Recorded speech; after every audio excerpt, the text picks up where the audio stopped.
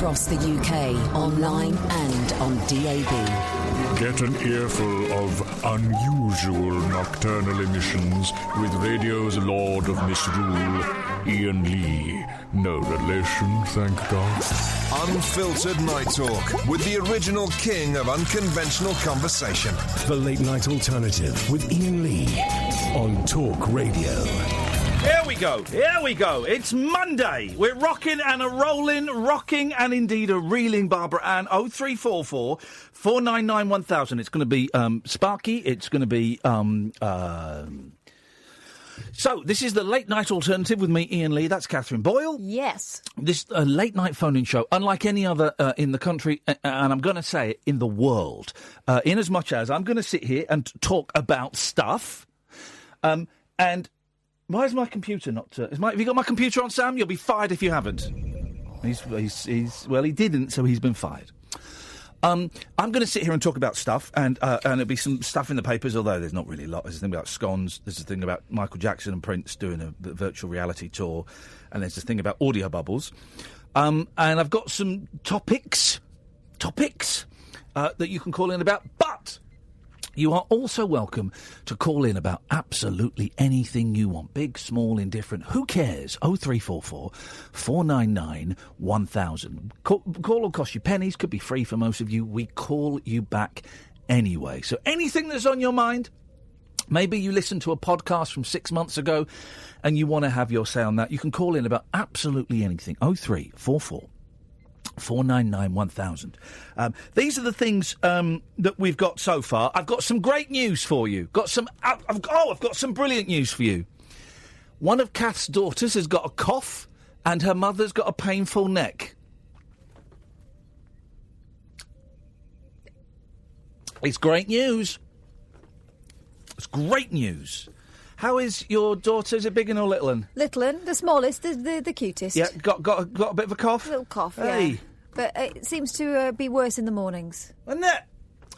Now, you may be wondering why I'm celebrating a 6-year-old. Yes. With a throat infection and a 62-year-old, 65-year-old with a poorly neck. Well, if you were listening on Friday...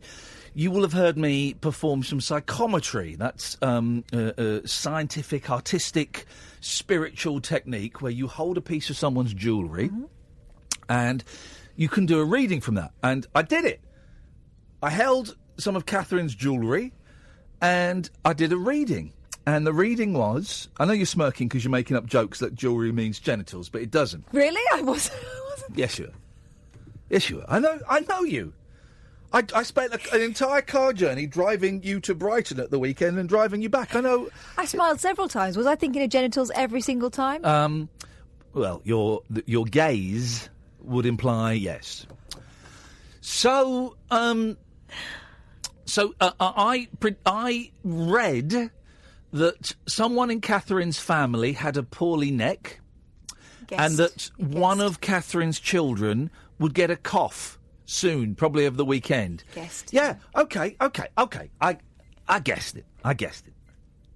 To guess one thing, okay, a lucky guess.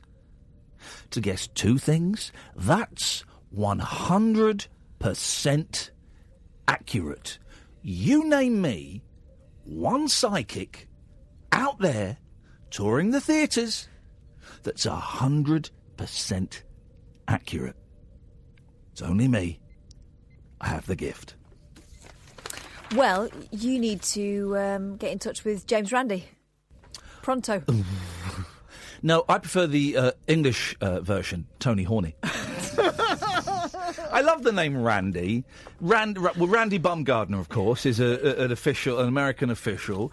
Randy is a great name. Yeah, because it takes away some of the threat, doesn't it? Yeah. But these days it's only ever used in newspapers. Yeah, but we all know what Randy means. So 0344 499 1000 if you want to phone up and talk about my wicked psychic skills. So we've got that. Your spitting stories. I don't particularly want to... If you want to talk about the football man that spat at someone, I hope... I don't think you should get the sack. I need to go and move my car because someone downstairs can't drive. Danny Kelly. Oh, God. Danny Kelly is the worst driver this country has ever seen. And the car park here at Talk Radio, very small. You've got to get in early, right? It's very small. And you've got to pick your space well. But I saw how Catherine had parked, and she had left plenty of space for the big man to get through. But no, Danny Kelly is unable to drive. I would like to see him resit his driving test. The football, what's his name? Jamie the football man. Jamie Carragher. Let's call him Jamie. Spitting at someone. Here's the thing. I hope the father that was filming whilst driving gets the 3 points on his licence that you should get if you get caught using your phone. OK? You should get 3 points. If he was using a video camera, that's 6 points. And the gentleman shouldn't have spat. Of course he shouldn't have spat. But everyone's got, he should lose his jobs. This is the thing there. He should lose his jobs. I bet as well that family was really giving him some, Anyway, we can talk about that if you want, but I know it's been talked to death. But I would like to hear tonight, please, your spitting stories. I'm going to leave it as vague as that. Your spitting stories, please. 0344 499 1000 is the telephone number. And from spitting, we get 2 bonus stories. Driving like a dick and celebs being a bellend.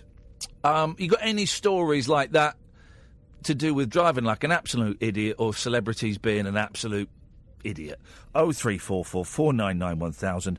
I'll talk about my flying experience. I went in one of those wind turbine things yesterday, and I can barely walk now. It was a thrill. My youngest bailed out of it, but my eldest said, "It's really weird, Daddy.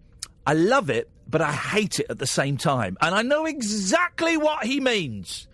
Do you know what? I'll tweet some of the videos from it a bit later on. There's that. And who fancies a game of iPod roulette? I think, hang on. Before we do that, let me check I've got my iPod. It's very rarely I have my iPod with me, and I think should be in... there's my kids in the hall book. Here it is. iPod roulette, guys. iPod roulette. You phone up. You got an iPod, MP3 player, phone, whatever it is you use to play your music on. You set it to shuffle, and we have 3 rounds. One of the listeners, or Catherine, not Catherine, because her taste in music is awful. One of the listeners can be the judge. You get 3 rounds and 1 pass, and that's it. If you fancy a game of iPod roulette, 0344 499 1000 is the telephone number. Let's kick this week off in classy style, and let's go to Alan Caddick. Evening, boss. Good evening, Alan. First of all, I'm sorry to hear about Ken Dodd. Ken Dodd's dead. He died last night. Yes, that's correct. I didn't know Nottingham was a real place. Oh. Yeah, well, listen, it's sad. He was 90 years old, and he entertained a lot of people in his lifetime. So good for him. Like Diddy David Hamilton. Sorry? Diddy David Hamilton. No, Diddy David Hamilton isn't dead. No, but he was a Diddy man. Well, of course, there was there is the joke, isn't there? He was an actual assistant to Ken Dodd, David Hamilton was. Yes, there is the famous joke, okay, where I'm going to say something and you're going to say Diddy, okay? Yeah. So, did you hear, Alan? Ken Dodd died. Did he? No, Doddy. Do you see? That's good. It's a good joke, isn't it? And that was going around for ages, and now saying it, there is a hint of sadness because it's true that he's passed away. And I never saw the gentleman live. I would have loved to, but I would have taken a cushion with me because he went on for hours. He was one of the long-lasting entertainers, and I mean really long-lasting. Yeah, OK. I didn't quite get that, but thanks anyway, Alan. Go on iPod roulette. Oh, geez, straight. You'll have to call back later for that, because I'm not quite ready. 0344 499 1000. I said we got 5 calls lined up. That's more than Julia Hartley-Brewer gets in a year. But they're all blokes. So if any women want to phone up, 0344 499 1000 is the phone number, or any trans. Same number, 0344 499 1000. We call you back. This is the Late Night Alternative on Talk Radio. I'm Iain Lee. The Late Night Alternative with Iain Lee On Talk Radio. Well, I've tweeted the topics, as I do. And one of them is, when has a celebrity been a dick? You've got to be careful. Sally has tweeted. You, after arranging to come into school to talk to students re a career in media, then you cancelled at the last minute. Then a few months later, you tweeted out the same offer if people wanted you to do talks. Thought you should have done the ones you pulled out of first. Fair play, Sally. I do remember that. I was doing those talks for free. I'll tell Kath this. Kath will enjoy this. I've been called out for being a dick. All right. I tweeted, when has a celebrity been a dick? Sally's tweeted me, you, after arranging to come into school to talk to students re a career in media, then you cancelled at the last minute. Then a few months later, you tweeted out the same offer if people wanted you to do talks. Thought you should have done the ones you pulled out of first. I remember it. I remember it well. I emailed, I think, a day or two before, so it wasn't at the last minute. I was doing all of these talks for free out of the kindness of my heart. I also remember in the email that I said, I said, I'm really sorry I can't do it. Can we book another date? And then I was thinking, well, what was the reason that I cancelled? And I did put it in the email. Oh, yeah, I'd just been told my mum was dying. Still. I'd literally been told my mother was dying. And if I remember, Sally, I think I put that in the email.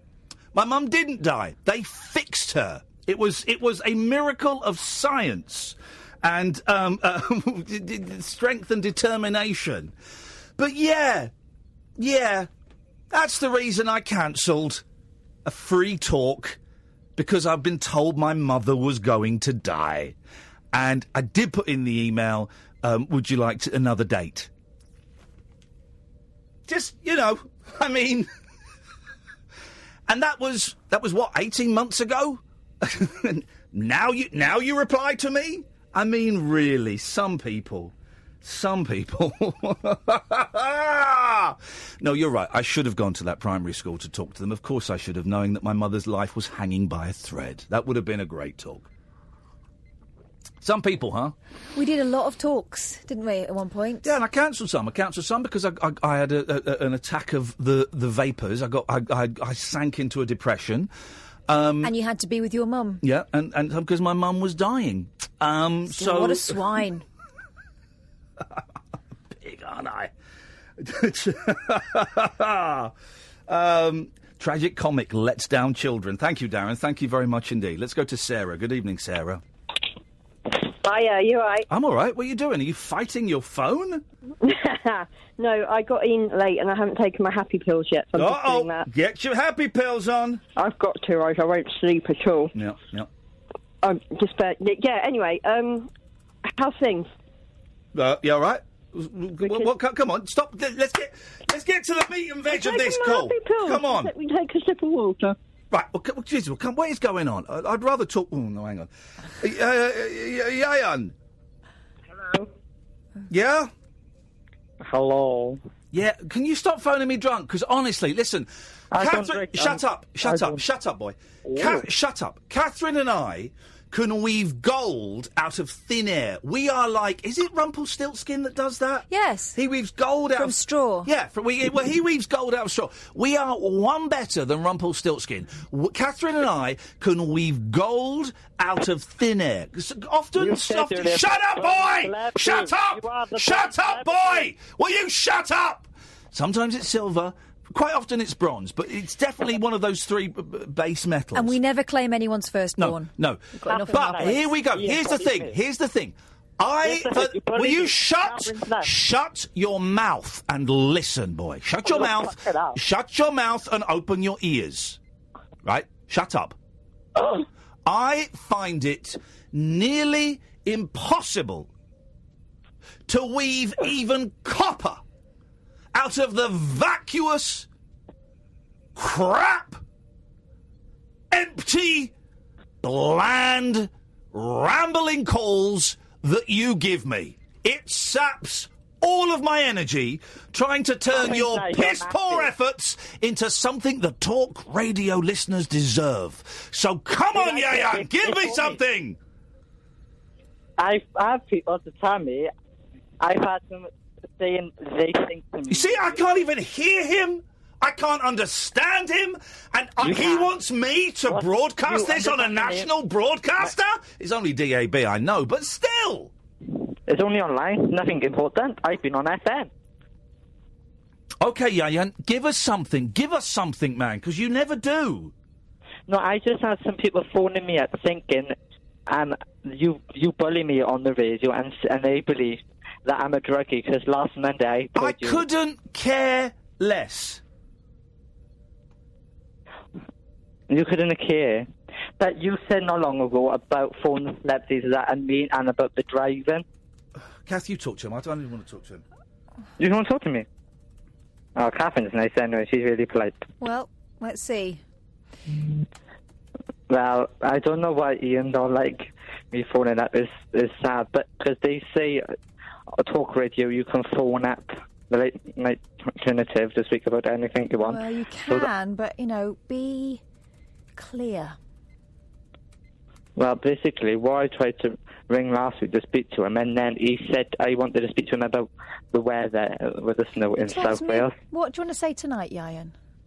Well, I just wanted to say regarding last week, because I wanted to talk last week about the weather and the snow, and then I've had people phoning me up saying I'm taking drugs, because that's what Iain Lee's been saying on the radio about me. No, we didn't say that, did you, Iain?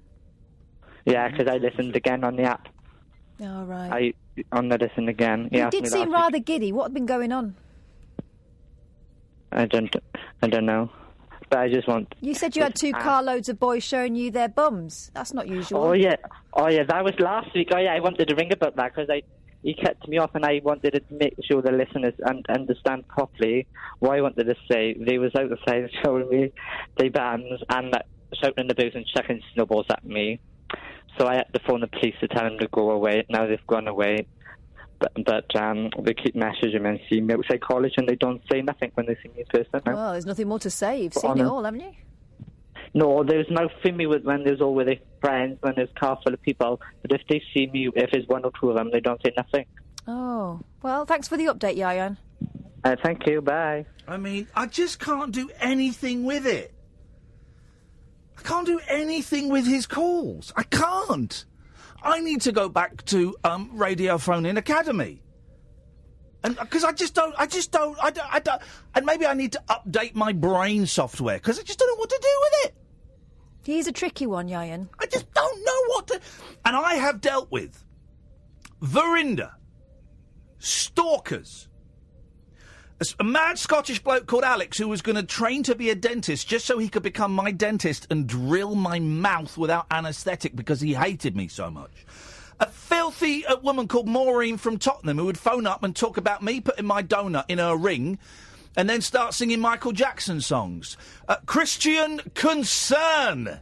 Didn't deal with them that successfully, if I'm completely honest. But I have dealt with all of these people, right?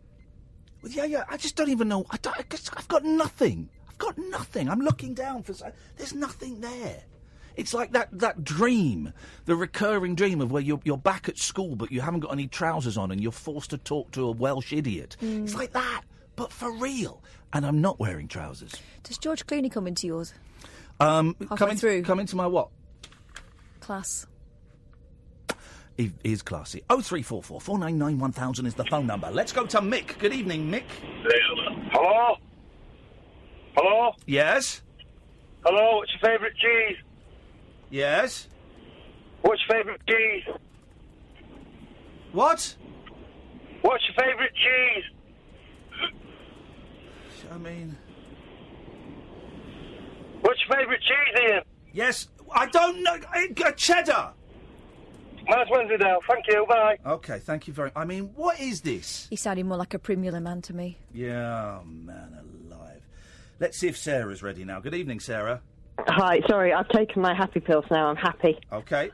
Life is good. I've just got back from the cinema. I went to see Black Panther. Oh my God, it was so good.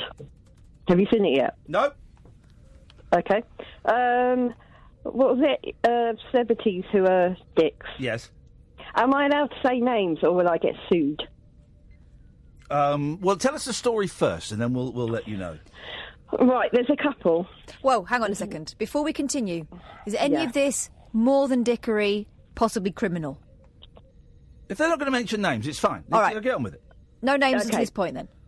Okay, the first one, there was a guy I was friends with. He was like quite a famous comedian, and I was at university, and he came up to see me in halls, and he lit a spliff, and the entire university hall's fire alarm went off, and I had to pretend it was me who had set the fire alarms off, because he kind of buggered off and went to the nearest Starbucks.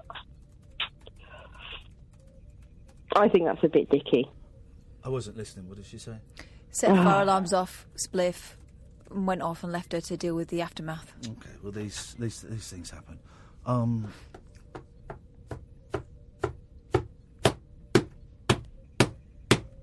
Let's try Jonathan. Good evening, Jonathan. Evening, Ian. Evening, Jonathan. What have you got for us? You're not very good if you can't get any gold out of Yian, is it? Iain. I don't even know how to say his name. Well, I managed to get gold out of him the other night. Oh, that's true, actually, he did. He's a much more skillful manipulator of callers than you. Yes, he is. Jonathan, you are an excellent radio host. I'm off next week. Has Denny Morris been in touch to offer you the gig? Well, funny enough, someone from Talk Radio called me on Friday. Oh, really? Yeah. To say what? Offering me a deal. Go on, tell me more. He wanted me to upload clips of myself talking to you. Oh.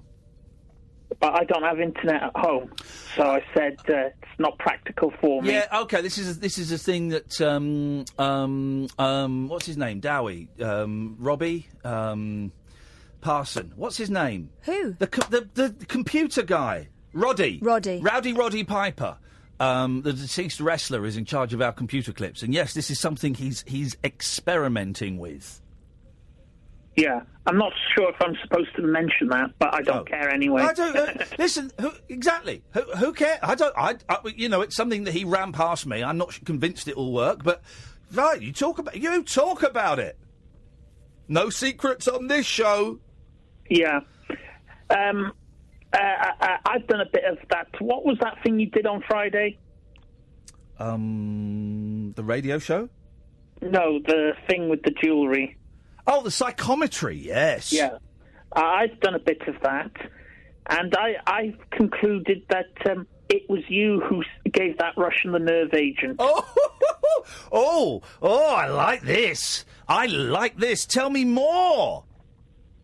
Yeah, I bet he probably insulted you on Twitter, and you decided to go around there and give him some nerve agent because you were recruited by the North Koreans when you were last in Japan.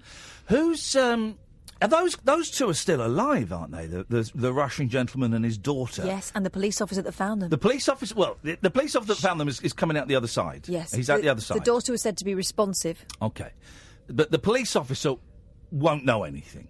So I mean, we wish him Godspeed, and we wish him well. Of course.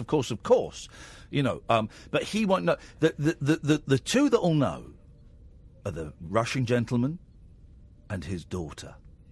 And if they come and now out, everyone else listening to this show. Okay, here's the thing. How do we know that they're still alive? Well, let's go the into last report suggested right, they were. Let's go into full conspiracy mode for a second, if you will. Indulge us, dear listener. Bear in mind what we are saying. We are just kicking ideas around, as is our wont, right? How do we know they're still alive? We don't. We don't, do we? You know where I'm going with this, don't you, Jonathan? Yes. We don't. So, they might have died 4 or 5 days ago, and it could just be the British government playing a bit of a game, going, "Oh yeah, she's pulling through, she's responding."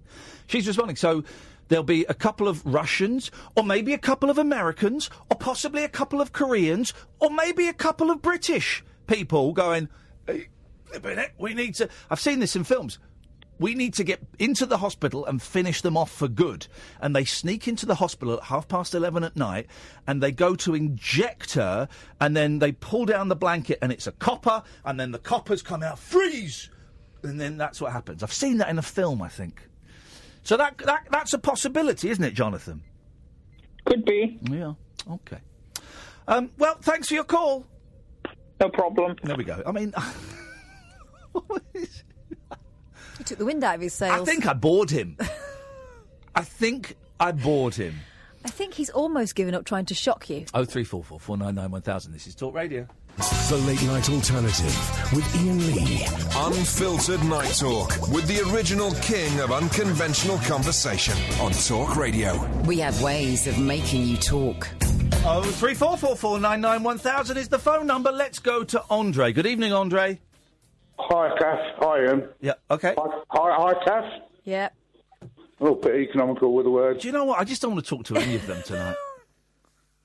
I just It feels like the same conversation every time. OK. Sam, you know when you go... You turn your microphone on, Sam. Let's get Sam on. Let's hear a voice I don't hear often enough. You know when you go in petrol stations, right? Yeah. And they've got badly photocopied pictures of gentlemen in hoodies and number plates. And it says, do not serve, drives away, don't let... You know, that, right? Yeah. I want you to do the radio equivalent of that for this, OK? Just for this week. I'm off next week. I couldn't give a stuff who gets on next week. I couldn't care less. So, have you got pen and paper? Or do you want to take notes on your iPad? Right, I got a pen and paper. Modern. OK, I want you to write these names down. Mm-hmm. Andre. Yep. Alan Caddick. Yep. Jonathan. Mm-hmm. Yian. Yep. Any others? That list may be added to as the show progresses. But for the rest of this week, if you see them anywhere on the forecourt, do not activate the pumps. No, hang on a minute. No, rewind. If you see them flashing up on the screen, you don't even have to take their calls. No disrespect to those people. No disrespect to them at all. They're great contributors to the show, but I just feel like I'm banging my head against a brick wall this week. Is that okay, Sam? Yep, not a problem. Thank you. Or if you want to phone them up and chat to them, as long as it doesn't interfere with the show duties, you can do what you want. As long as you've got an eye on the show and the finger and all of that, that's great. But they just don't get through this double glass. But I don't have to talk to them. Of course not. Great. There you go. Had to clarify. Sam's an interesting guy. You know, we play a game. And George, I will come to you in a minute, I promise. And I've just remembered I've not phoned up George last week like I promised I would, which is terrible. Which game?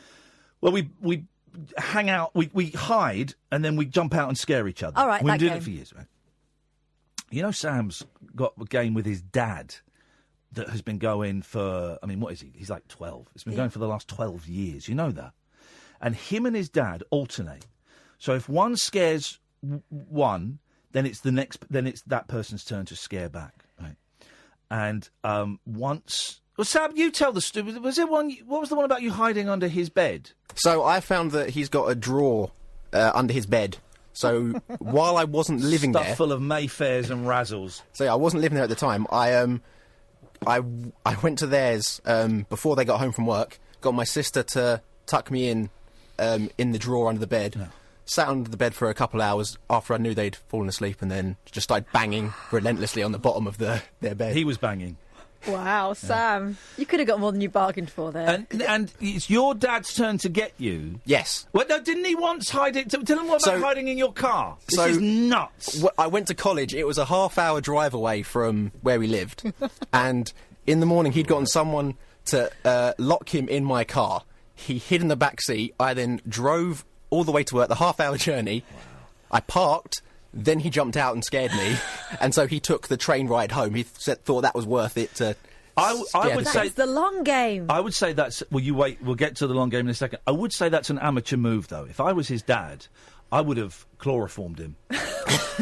So he would have woken up in a lockup with his arms tied behind his back. That's what he's going to do next. No, well, and so now where are we in this ritual? So it's his turn to get me. And when was the last time you got him? About 5-6 months ago. Oh, he's planning something absolutely belting. Oh, man. But the gap between them gets bigger and bigger as it goes on. Like, it used to be, you just do a silly little thing, like, every day, and it's extended to... Isn't that great? When your guard's down. Isn't that great? We need to get in touch with Sam's dad and offer out if there's any way we can assist him in destroying that young man's confidence, and I think we need to do that. Please feel free to pass on my details to him. Thank you, Sam. 0344 499 1000 is the telephone number if you want to give us a call. George, you've reminded me by just having your name on the screen that I didn't call you up last week. How you doing, man? Still breathing. Good. Because for those that know, this is Rainbow George. He's been phoning radio stations for years and years and years, and there are fewer and fewer outlets for him to come on and tell his marvellous, sometimes rambling, sometimes funny, sometimes sad, sometimes head-scratching tales. And I've managed to convince him to phone us from time to time. And we have decided, Catherine, myself and George have decided that at some point in the very near future we would like to record a podcast together with George sharing his stories about famous people, about not famous people, about whatever, and also his cassettes, of which he has got thousands of them. And here's the thing, I was supposed to phone George up last week, and I didn't, and I'm sorry, man, I'm really sorry. No, you weren't supposed to phone me up. In my philosophy, I suppose that everything that happens is meant to happen. So choice to my way of reasoning is an illusion. We're all being directed to play the parts that were written for us to play in this extravaganza mystery play that we're all performing in. I love that's my philosophy. We are keen to do this podcast, and listen, I'm away next week, George, so we can't do it. We won't do anything before then. But when we get back, we'll sort it out. But I wanted to know a couple of things. First of all, have you got a title that you would like to throw into the hat? And secondly, how many tapes have you got? And what exactly? What roughly is on there? What kind of stuff have you been recording over the last however many years? Well, it's mainly calling into radio stations, but in the beginning it was recordings in my living room in Hampstead and what was happening from late 1984 till about 1987. I was recording stuff, and then this fits into when, as a celebrity, being a dick essentially. And this celebrity was my old pal Peter Cook. Oh, yeah, go on. And a story that appeared in the Star newspaper Tuesday, September 22nd, 1987. Yeah. And the headline was Captain Kinky. He and his porno pals wanted a gangbang. The rich men were after a bit of black and white, and this was a story given to the Star by a black actress called Sandy Grizzle. Yeah. I think she was in EastEnders at one time, and a girlfriend who I knew, and they tell this story about something that Peter told me later happened somewhere else. It didn't happen in my house, but it didn't mention me by name. It starts off, Peter Cook, with whom Sandy had an affair for 2 years, had one of the randiest neighbours in London. They nicknamed him the Captain, and that was because I had Captain Rainbow's Universal Party, which I launched at the end of 1984, and I brought an action against the Star newspaper, and Peter said he'd help me to pay a solicitor to do a bit of work, and the solicitor wanted just that he'd been doing some work, and it came to a point where he wanted another £1,000, and I didn't have £1,000. Yeah. And Peter never came up with the £1,000, and eventually my case got thrown out of court years later for inordinate delay and what have you. Yeah. So that's when Peter was a dick. He was. No, I mean, did you ever feel in that period in the 80s with Peter Cook? Because I'm a huge Peter Cook fan. You know, I even enjoyed The Rise and Rise of Michael Rimmer, which is a tough film to watch, but I enjoyed it. And Bedazzled is just a masterpiece. It was argued that in the 80s, when he was boozing a bit and smoking a lot, that he was wasting his talents. Did you ever feel that? No. Peter, for me, was almost always good company. Yeah. If he was drinking, he was a very happy drunk and an amusing drunk, and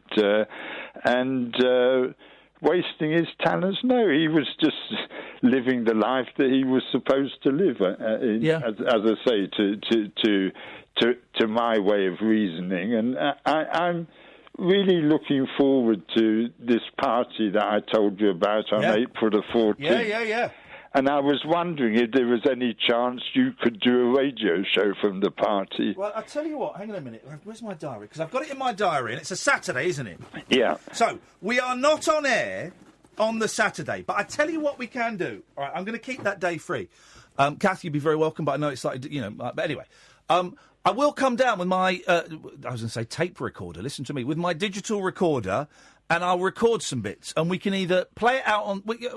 I'll come down and record some stuff, and if there's anything we can use, we'll play it out on the radio later that week. How about that? That would be brilliant. Yeah. It really would. It's going to start with me, of course, telling my story with the help of some...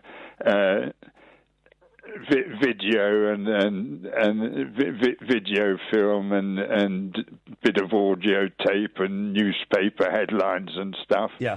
And I intend to do that for an hour, and people are going to be filming that.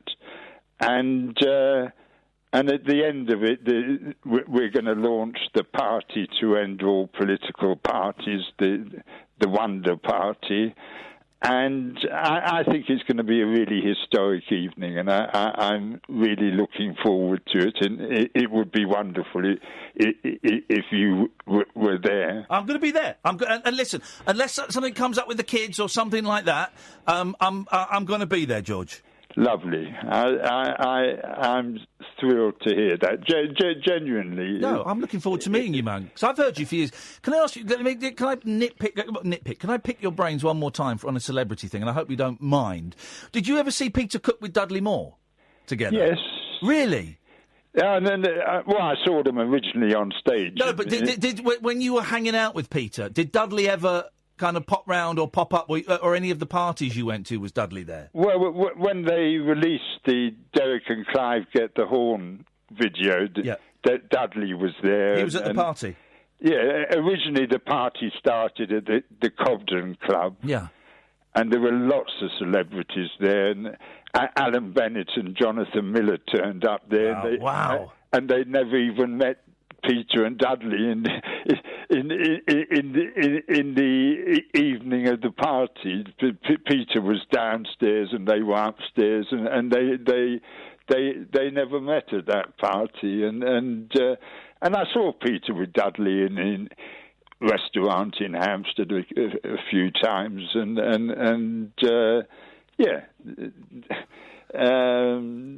they were a special couple. Also, one question I would like to ask. Yeah, go on. In the old days, people used to think that I was Dennis Norden. Oh, now, funny you should say that, because I'm looking through Twitter, and someone just tweeted. Where is it? Oh, where is it gone? John Boys tweeted, "Is Rainbow George Dennis Norden in disguise?" Oh, brilliant. I thought my voice would probably have changed over the years. I think Dennis's had. But in the old days, people used to think that I was Dennis Norden pretending to be Rainbow George. Oh, really? Yeah. Oh, mate, listen, we're going to have so much fun. Once we get this all together, we are going to have so much fun. And I think the podcast we are going to make, I think a lot of people are going to enjoy it. And the three of us can just have a laugh with it, and we can talk about anything and go anywhere with it and see what happens. I think we're going to have a lot of fun, George. I'm so glad that you found this show and that we found each other. That is so sweet of you. And I'm lost for words. Thank you, Ian. Thank you, mate. And we will speak soon, I promise you. Thank you. Cheers, George. Thank you. There we go. Oh, he's brilliant, isn't he? He's great.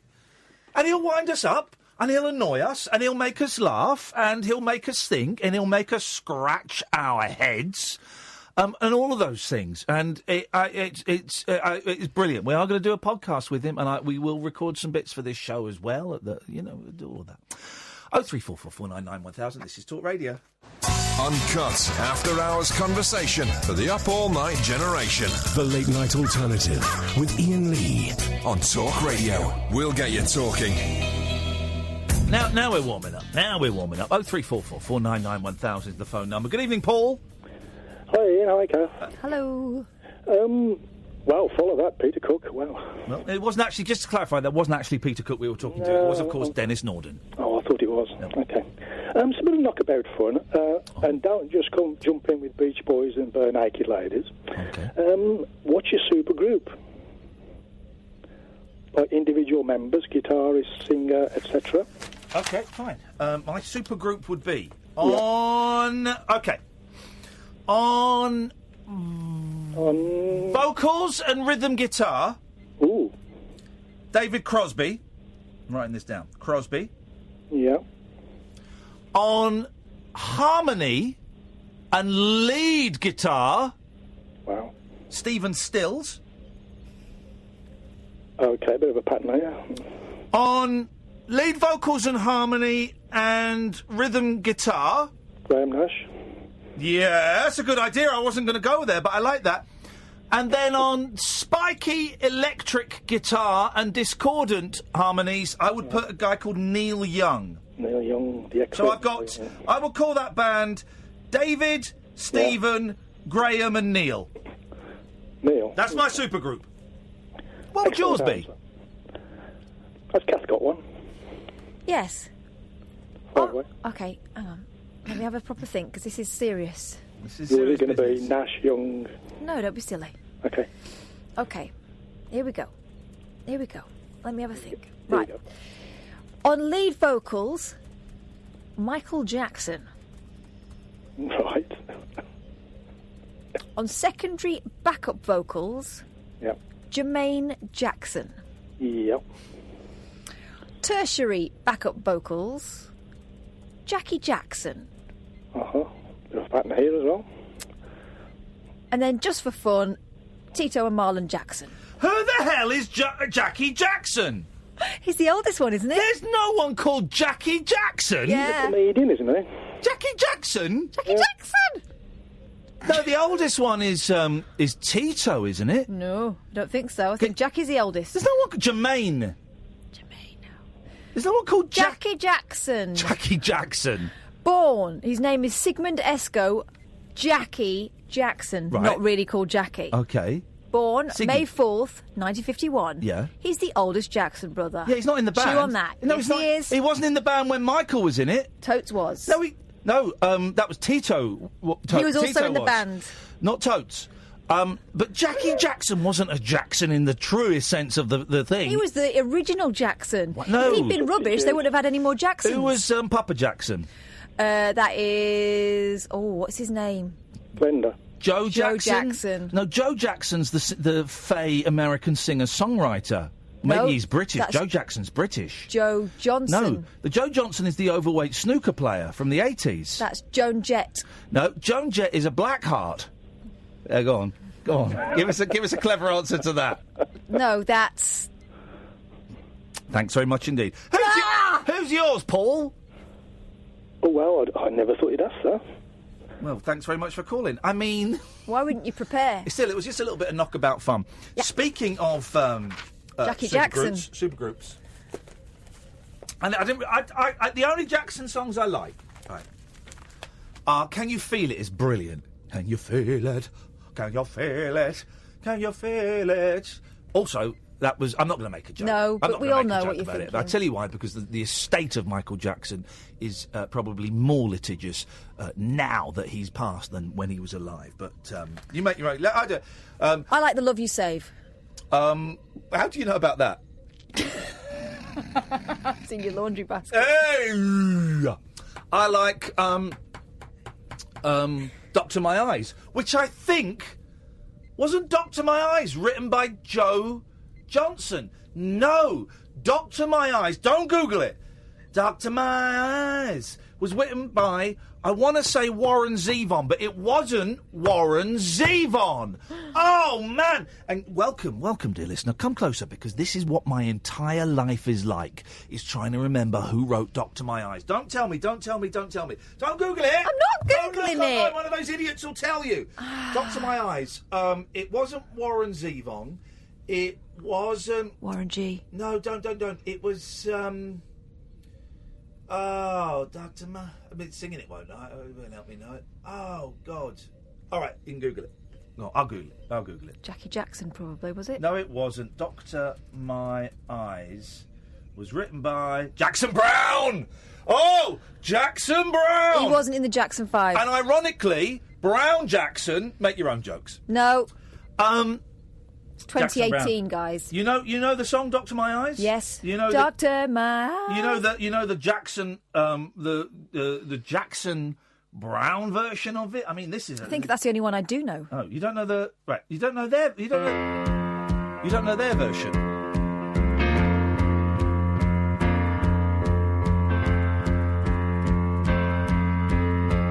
No, you don't know their version. Just getting into the groove. There we then. go. Get into this groove.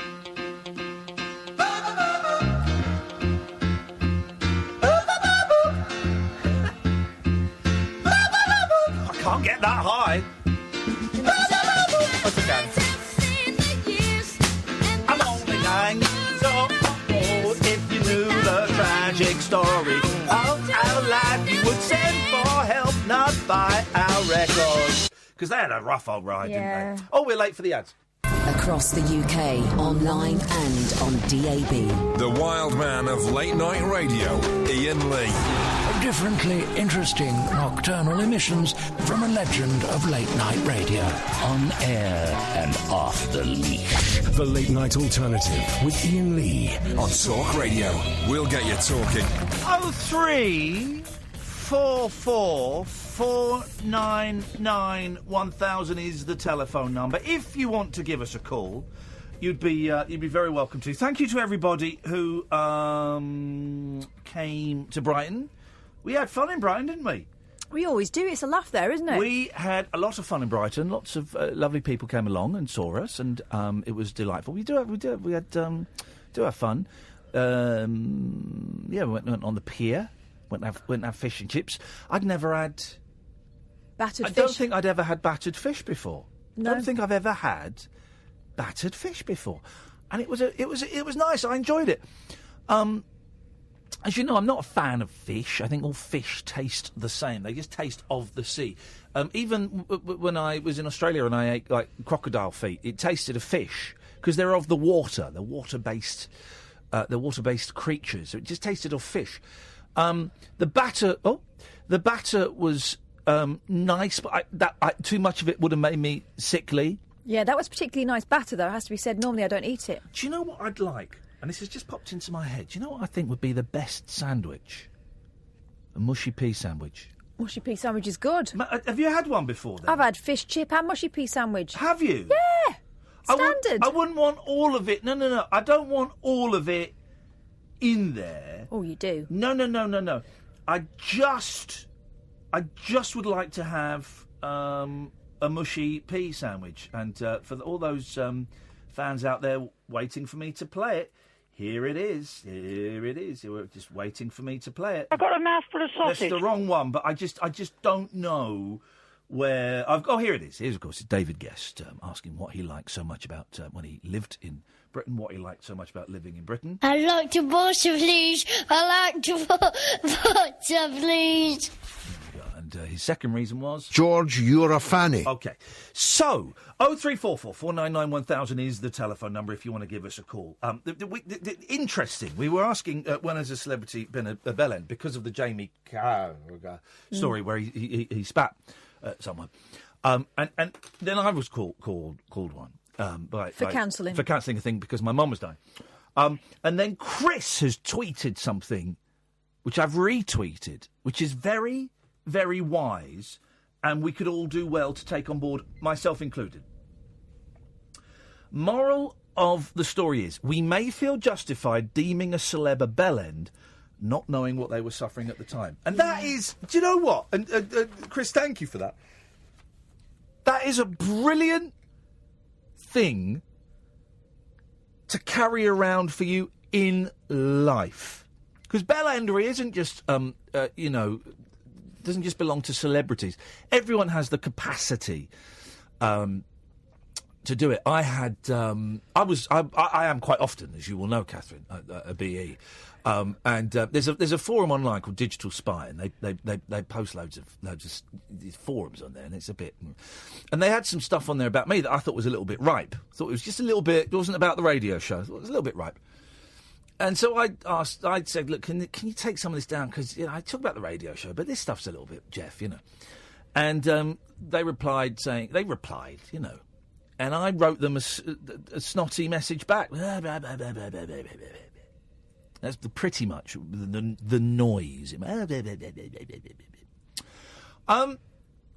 And then almost instantly, 15 minutes later, I thought, oh, man, come on. There's no need for that. And so I sent them an apology, and I said, look, I'm really grateful for what you have done, and I apologise, for sending you an email that goes...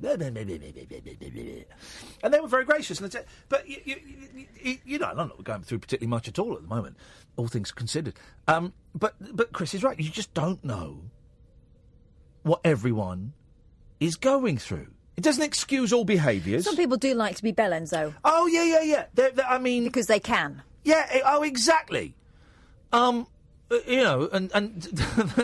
often display it by setting up a poxy podcast and getting out their begging bowl, and asking for donations. It's,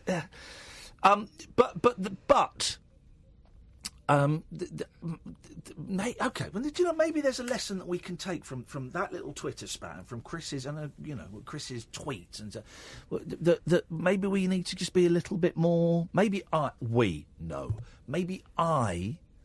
just need to be a little bit more understanding that perhaps other people are. Maybe they've had a crap day. Maybe they're having a crap week. Maybe it's a really bad year. Maybe someone's died. Someone's dying. Maybe they had a row with their kids. Maybe, who knows? They got the sack from their job. Who knows? And you're right. Some people, they are just BEs.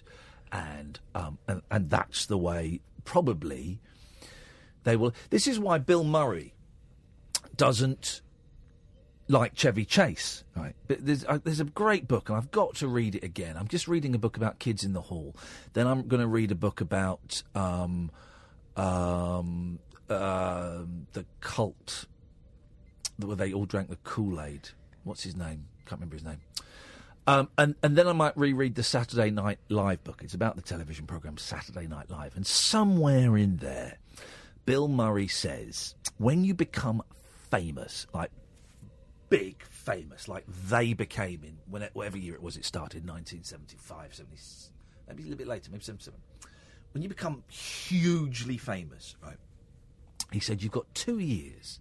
You've got a 2-year window where it goes to your head and you're offered money and you're offered all kinds of drugs, as they would have been in New York in the 70s, and you're offered, sex and all these opportunities to be hedonistic. And he said you've got a 2-year window where it's really, really difficult not to be a dick because you're young, You've come from being, having no money, and suddenly you've got more money than you ever thought possible. You've got people throwing cocaine at you, people telling you you're the funniest thing in the... And then you've got 2 years where it's really difficult, although some people manage it. 2 years of... it's really difficult to not be a dick. But if you haven't sorted yourself out by the end of that 2 years, you will probably always be a dick. And Bill Murray says, he embraced all of that stuff and, after 18 months realised, actually, it was making him into what the Americans will call an asshole. And he was able to take stock, as were a lot of the other people that he worked with, take stock and go, whoa, OK, right, if I want sustainability, if I want to be a decent human being, I need to push all this stuff away that's been thrown at me, or moderate it, and I also need to be aware of my behaviour. And he says Chevy Chase never came out of that period. He was uber dick for 2 years and then just carried it on and carried it on and carried it on. Why did I start telling that? There was a reason I started. Some people are dicks, some people have dickness foisted upon them. Well, and then we're on to, Kevin Spacey. But that's not what we're talking about. But maybe it's... OK, how do we put this... How do we then put this into practice in our daily lives? What is homework for the next 22 hours and 50 minutes? Do you refuse to carry someone else's bad day around with you? I know what we're going to do. We're going to start it now. And we're going to finish it... Well, we're going to start it now. Dear listener, are you with me or agin me? Until 10 o'clock tomorrow night, we're going to forgive everyone's trespasses as we would hope they would forgive ours against them. And we're going to be nice. And what that means is every opportunity to be a dick, instead of turning right into Dick Lane, you turn left into Nice Avenue, right? A car cuts you up, you thank them. And you appreciate the fact that you've had a moment to pause and that they're ahead of you, and that's beautiful. Thank goodness you saw them. Yep, thank goodness you, you saw them. Someone flashes you while you're driving. You take it on board. You take it on board and you question what was your role in that situation. Someone pushes in front of you at the bus. Let them get on there. Hey, you You're sat going down. the same place. Yeah, exactly. You sat down and there's a young person standing. Offer them your seat. All of these, and it could be small things and it could be nice things. Maybe there's someone at work who really has got a foul temper and is a bully. Why don't you consider maybe taking them some chocolates tomorrow, or gifting them your favourite book, or just say good morning to them and asking how their lunch was. Here's one. That person that really, really annoys you at work. Try not to ignore them. Say hi. Engage in conversation. OK. Hey, Catherine, how are you? All of these things. Shall we do it? Shall we give it a go? And here's the thing, right? It's going to be really hard to remember for 23 hours. It's going to be hard to remember. And there will be moments, of course there will be, when we resort to our default setting, which is, get stuff, mates. Stick that up there. What is your problem? And when that happens, you'll become aware of it, and you'll go, I'm just being nice for 23 hours. I can do it for 23 hours. Bearing in mind you'll be asleep for 8 of them. If it's possible and if it's appropriate, go and apologise for when you do something like that, or be doubly nice to the next person that you meet. And I'm not talking about random acts of kindness where you pay for the person who's behind you in the queue at Costa or whatever that. I don't mean that where you go and do these odd. I just mean we're going to be nice and pleasant and not smarmy. Not we're going to be nice. We're going to be nice until 10 p.m. tomorrow night. Can you do it, guys? Can you do it? 0344 499 1000 is the telephone number if you want to give us a call. This is the Late Night Alternative on Talk Radio. The Late Night Alternative with Iain Lee. On air and off the leash. On Talk Radio. 0344 499 1000. So the plan is we're all going to be nice until 10 p.m. tomorrow night. Then we shall regroup and we'll have a chat and see how it got on. That is your homework. In the meantime, you can give us a call about anything. Your spitting stories. We'll play iPod roulette in a bit if anyone wants to. I've got my iPod here. It's all ready to go. All you need is an iPod, an MP3 player, your phone, whatever it is you use to play music on, and we'll have a little game of roulette with it. If you're up for that, 0344 499 1000. Speaking of music, it's Nigel. Oh, good evening, Ian. Good evening, Nigel. I didn't expect to get on so quickly. I've just... OK, let's go to Gavin. Ian. Oh, yes. You're right, Nigel. Thank you, Kat. See, it's difficult. Yes, it's fine. That's all right, Nigel. Just saw you pop up. I'm just watching with on the TV a Ken Dodd special. Oh, yeah? There's been several. There's one on Channel 5, now there's one on BBC One, so he was pretty popular, wasn't he? Yeah, do you know why they're showing them?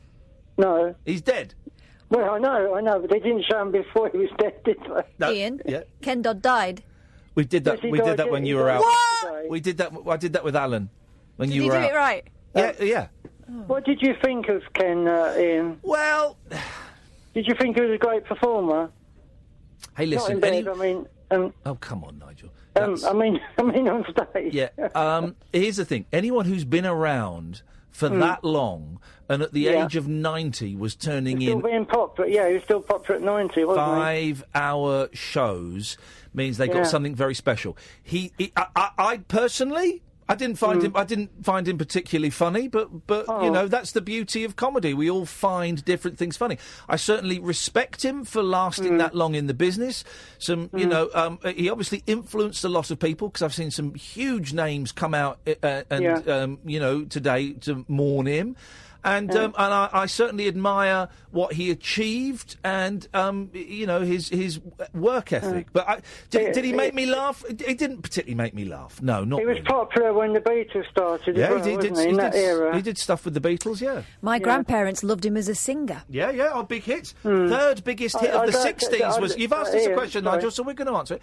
Third, I think he had the third biggest selling single of the 60s, didn't he? I've got his latest his album from the 70s here. Yes. Which is greatest hit, 20 Golden Great, for Ken Dodd. Yes. And I would like to sing Tears for you as a tribute to Ken Dodd. That would be what a lot of people are shedding this evening, and they will be certainly while you're singing. That's a joke. It's a friendly joke. It did bring a tear to my eye last night when I heard it. Your eye? A tear to my eye, you know. Yeah, your eye? Okay. Yeah. Just the one eye? But we all get old, don't we, Ian? Yeah, just one eye. If we're lucky. Just one eye. But, Aye. It's a shame, but we all get old, don't we, Ian? No. I mean, I don't know if I'll be around at 90. I mean, I've got a long way to go. Yeah. Well, let's hear the tribute, Nigel. I'm going to let him sing. I'll let you hear what he sounded like. I'll just sing some of it. I'll let you hear most of him as well. I'll join him, sort of like a joining karaoke thing. Okay, here, fine. Join. Yeah. Here we go. It's only about a 2-minute song. Yeah, beautiful. Here we go. I hope everyone enjoys it. This is Tears.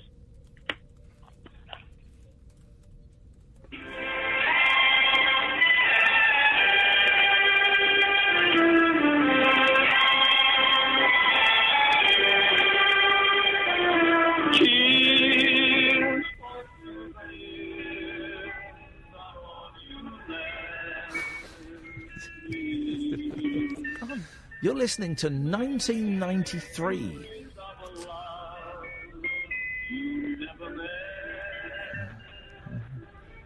It's not really the greatest quality. Nope. Okay.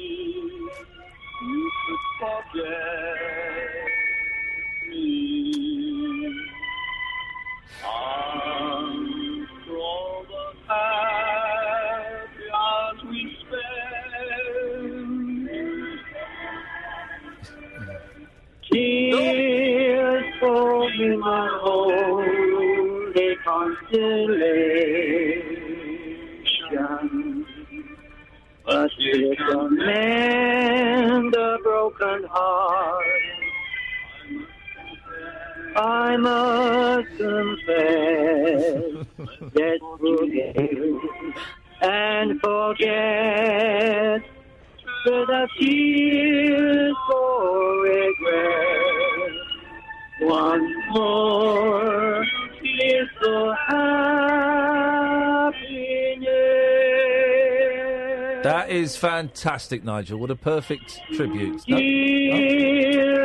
Okay. It's trying to be nice to the listeners there. But tears can't mend a broken heart. I must confess, let's forgive and forget, and our tears of regret. Once more, happiness.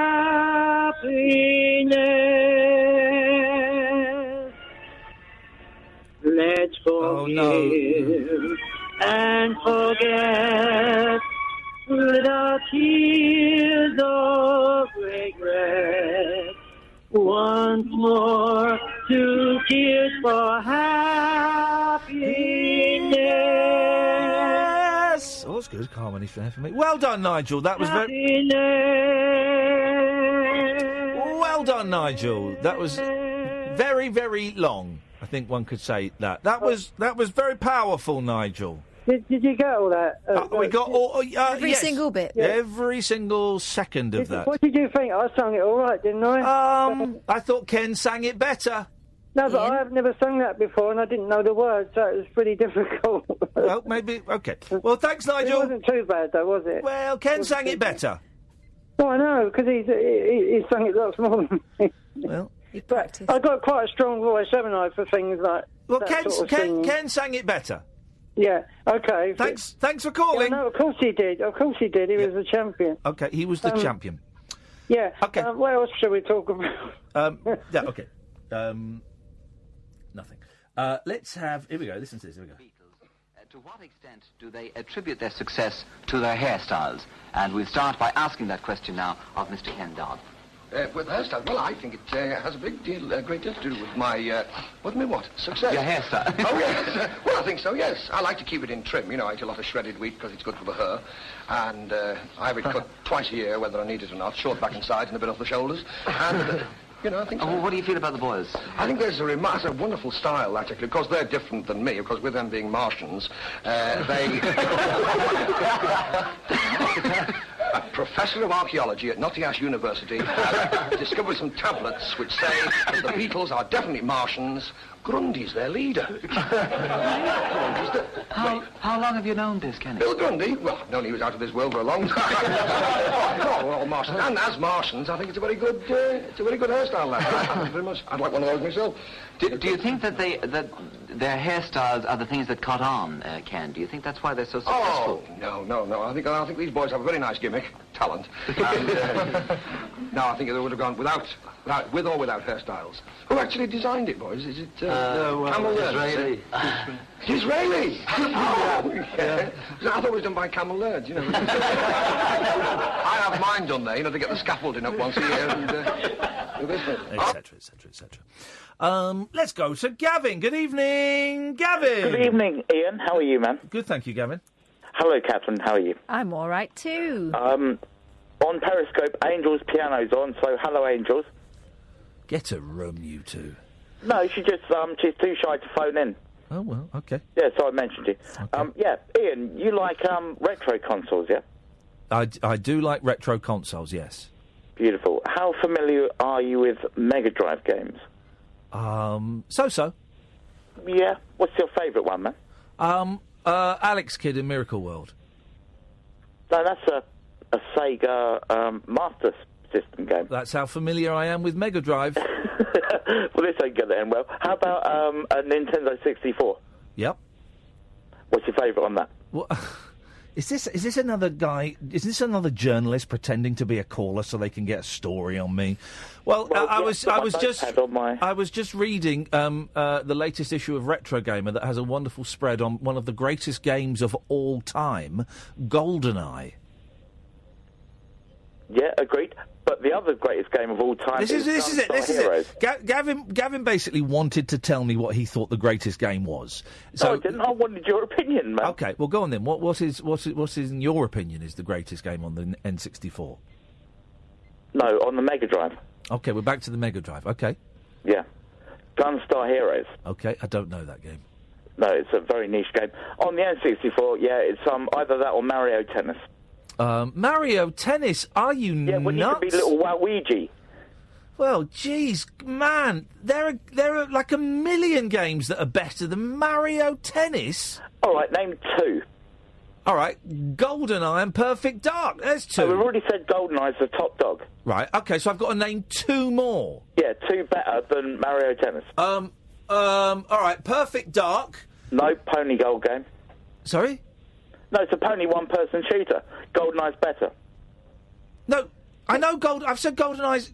Hang on a minute, I thought I had to name one that's worse than GoldenEye. No, you told me to name a game that was better than Mario Tennis. But you weren't allowed to say GoldenEye. That's like your ace card. Yeah, but...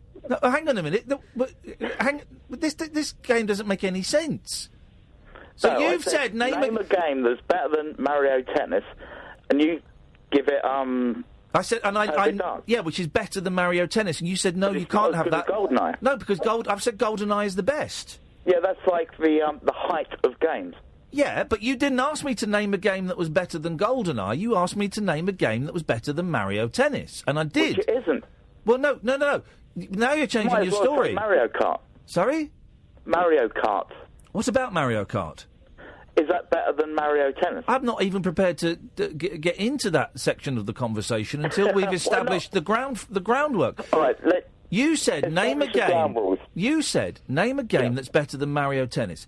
I named one that was better. Perfect Dark. It's a pretty damn near spot on classic. It's better. Many would argue it's better than GoldenEye. I don't know if I necessarily would, but many would. Right? It's the unofficial sequel to GoldenEye, of course. But then you knew that because you know everything. Oh, you didn't know that? No, I didn't know that, man. Right. So I have named that game as being significantly better than Mario Tennis. And you said, no, you can't have that because it's not better than GoldenEye. No, because, yeah. No, my premise was wrong. Yeah, I know. Yeah. Within the parameters that you set down, my answer is not only valid, it's correct. Then you've changed the parameters. Yeah, all right. What's a better two-player game, then, than Mario Tennis? Right, OK, so... I'm resetting the rules here. I'll tell you what, I can't remember exactly what it was called, and just bear with me. Yeah, man. It was a racing game based... Mario Kart? No. All right, man. It was I'm not prepared to even enter the Mario Kart conversation until later. It was Please? Yeah, it's a brilliant game, man. It was a racing game based on... Right. Please be quiet. It was a racing game that was based on the the new Star Wars movie, the first one, where it's Anakin Skywalker, and you're racing in the desert on those things. Yeah, the sand surfers. Yeah, it's a long, boring scene in the film. Yeah, I know what you mean, man. But I tell you what, it's a flipping very exciting game. It's a great game. Great game. So, all right, we've agreed that the two-player games is that and Mario Tennis, but you still No. No, I'm just trying to be mellow with you, man. We agreed on two-player. Well, then don't say we've agreed, because we haven't agreed. No, I've just agreed with you. No, you haven't. I have. I'm just saying I've agreed with you. No, yeah, well, you've agreed with me, but then you said something that I didn't agree with. No, but I've agreed with you. No, but you said we both agree... Yeah, and you agree that game's the best two-player, and I've agreed with you. No, but then you said we both agreed that and Mario Tennis are good. And I don't agree with you about Mario Tennis. No, I agreed with your choice of game. It's better than Mario Tennis. Sorry? You agree... God, it is the 90s I agree that again. Your choice of game was superior to mine. Perfect. OK, let's move on. Round 2. Yeah, so now we've got to go to single-player game. Well, GoldenEye. Yeah, so we both agree on that. OK.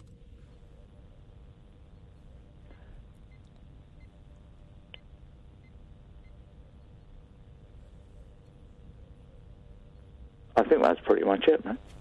Thanks for calling. Across the UK, online and on DAB. The Late Night Alternative with Iain Lee on Talk Radio. 03444991000 is the phone number. If you've just tuned in. Oh, where was it? Oh, I've forgotten the lady's name. Bear with me, because this I don't normally do this, but oh, hang on. It'd be well, anyway, it won't be worth it for you, but it'll be worth it for her. It'll be worth it for me. Oh, where is she? You know, the lady that came to the rabbit hole on Saturday in Brighton, and she came because she'd seen me on The Jungle. Yes, and she said some very nice things. She did, and I don't think she knew that we did a radio show, and she's listening tonight for the first time. And Dion, loving the show, Ian. First time for me tonight, and she's so thank you, Dion. That was very, very nice, and it was nice to see you there too. 03444991000. So on Sunday, I took the family to one of these iFly centres. You put me onto this, didn't you? This was your suggestion. You were looking for sort of an experience day, weren't you, for the kids? This was for a while ago, and it was all booked up. And we finally got a date. So we had this date in the diary for a while. Yeah, because we established that your kids don't really need any more stuff. No. It's more about time spent, right? So we went... So these iFly things, they're all over the country. There's one in Milton Keynes. We went to the one in Basingstoke. And it's basically... It's you stand in like a giant wind turbine and you fly. Blows you upwards. Right. And I'll be honest, it costs a few quid, right? It's pricey. Yeah, but you only do it once. Yeah, and you don't get that long in there. But as experiences go, it was nuts. So you go into this giant circle, right? So you got the flight suits on and the earplugs and the helmets and the goggles, right? And there's about 8 of you. And you have a guide, the trainer. And you go into this giant circle that's got to be like, I'm going to say 20 foot in diameter, right? And you're standing on this sort of metal mesh. A grill, yeah. Yeah, and about 20 feet below you is the fan, right? And it goes up about 30, 40 feet, right? And the fan, they control the fan depending on your weight. And for me, it was going about 110 miles per hour. For my eldest, it was about 76. And my youngest was going to do it, and then he got really upset and scared and didn't do it. And, of course, he's watching us, and he got really upset because he wanted to do it. So we will go back, right? And you go in. And because the dude is standing on the floor, he doesn't fly, right? But what you have to do is you have to just go into the room. You go in one at a time. So it's just you and the trainer. Have you done this, Sam? Oh, man. You've got to put your arms in front of you. It's like you're diving into the water, and you've just got to fall forward into the room. And then flipping hell, man, you're flying, right? And because it's so noisy, they use sign language to tell you to straighten your legs or to breathe, because once you're in there, it's such a rush of air, and it's so confusing. It was confusing, right, to be flying, that you kind of start holding your breath, and so it gives a little sign for you to breathe and relax and to bend your legs and straighten your legs and all of this stuff, right? And so you go in, and you're flying. And he's kind of holding on to you and moving you around. Then he lets you go a bit and all of this stuff. And it's really tricky. You've got to keep your legs sort of straight and spread a bit. Then you've got to bend them a little bit. And you do that and you come out. And then my eldest went in. And you get a video of it as well, right? I'll put some of my video online. And bless him, his little legs were all over the place. But about 30, 40 seconds into it, he got it. And his face, I mean, this grin, you've got to keep your head up as well. And he was loving it. And he did a little roll over and stuff like that. So you do that. And then the other people went in, and there was a party of 6, and me and my boy. So they go and do it one at a time, and you all kind of, as you come out, you do feel like you've achieved something. You come out, everyone's getting a round of applause and going, well done, man, that was great. And then for the second one, once you've done the first one, for the second one, he gives you the option to go high. Tragic Comic goes high at the weekend. You want that one, Daily Mirror? And I gave him the thumbs up because I was showing off to my kid. Right? Showing off. I said, I'll do this. Gave him the thumbs up. So you go in, and again, you're flying. Right? And he straightens you up a bit, straightens you up a bit. And then he kind of gives you the thumbs up, make sure you're right, get thumbs up, and then he grabs you. I'll show you the video of it, Sam. He grabs you, whoosh! Suddenly you're up 40 feet in the air and you're spinning around and it's like flipping heck! And then you come back down and you come back down really quickly, but you can't see the grill there, so it looks like you're 100 feet up in the air. And then you come back down and the sign language for I think I've had enough is 2 thumbs down, right? And he's grabbing my legs, I think, my body. And I put my thumbs down because I hated it. He didn't see it, and we went back up again. And you've seen the video. Yes, I have. Whoosh! Really fast. It's none of that Willy Wonka stuff where they go up quite slowly. Whoosh! You just suddenly disappear out of the shot. We were 40 feet up in the air, and I was shitting myself, if I'm completely honest. And you're spinning around, and you come down, and it's so noisy. And I came down, and he said, "Do you want to go up again?" He went up again, and I went, "I'm done." And I did it, and it was a thrill. And I said to my eldest, I said, "Do you fancy it?" He said, "Oh." I said, "Listen, there's no pressure. If you want to do it, do it.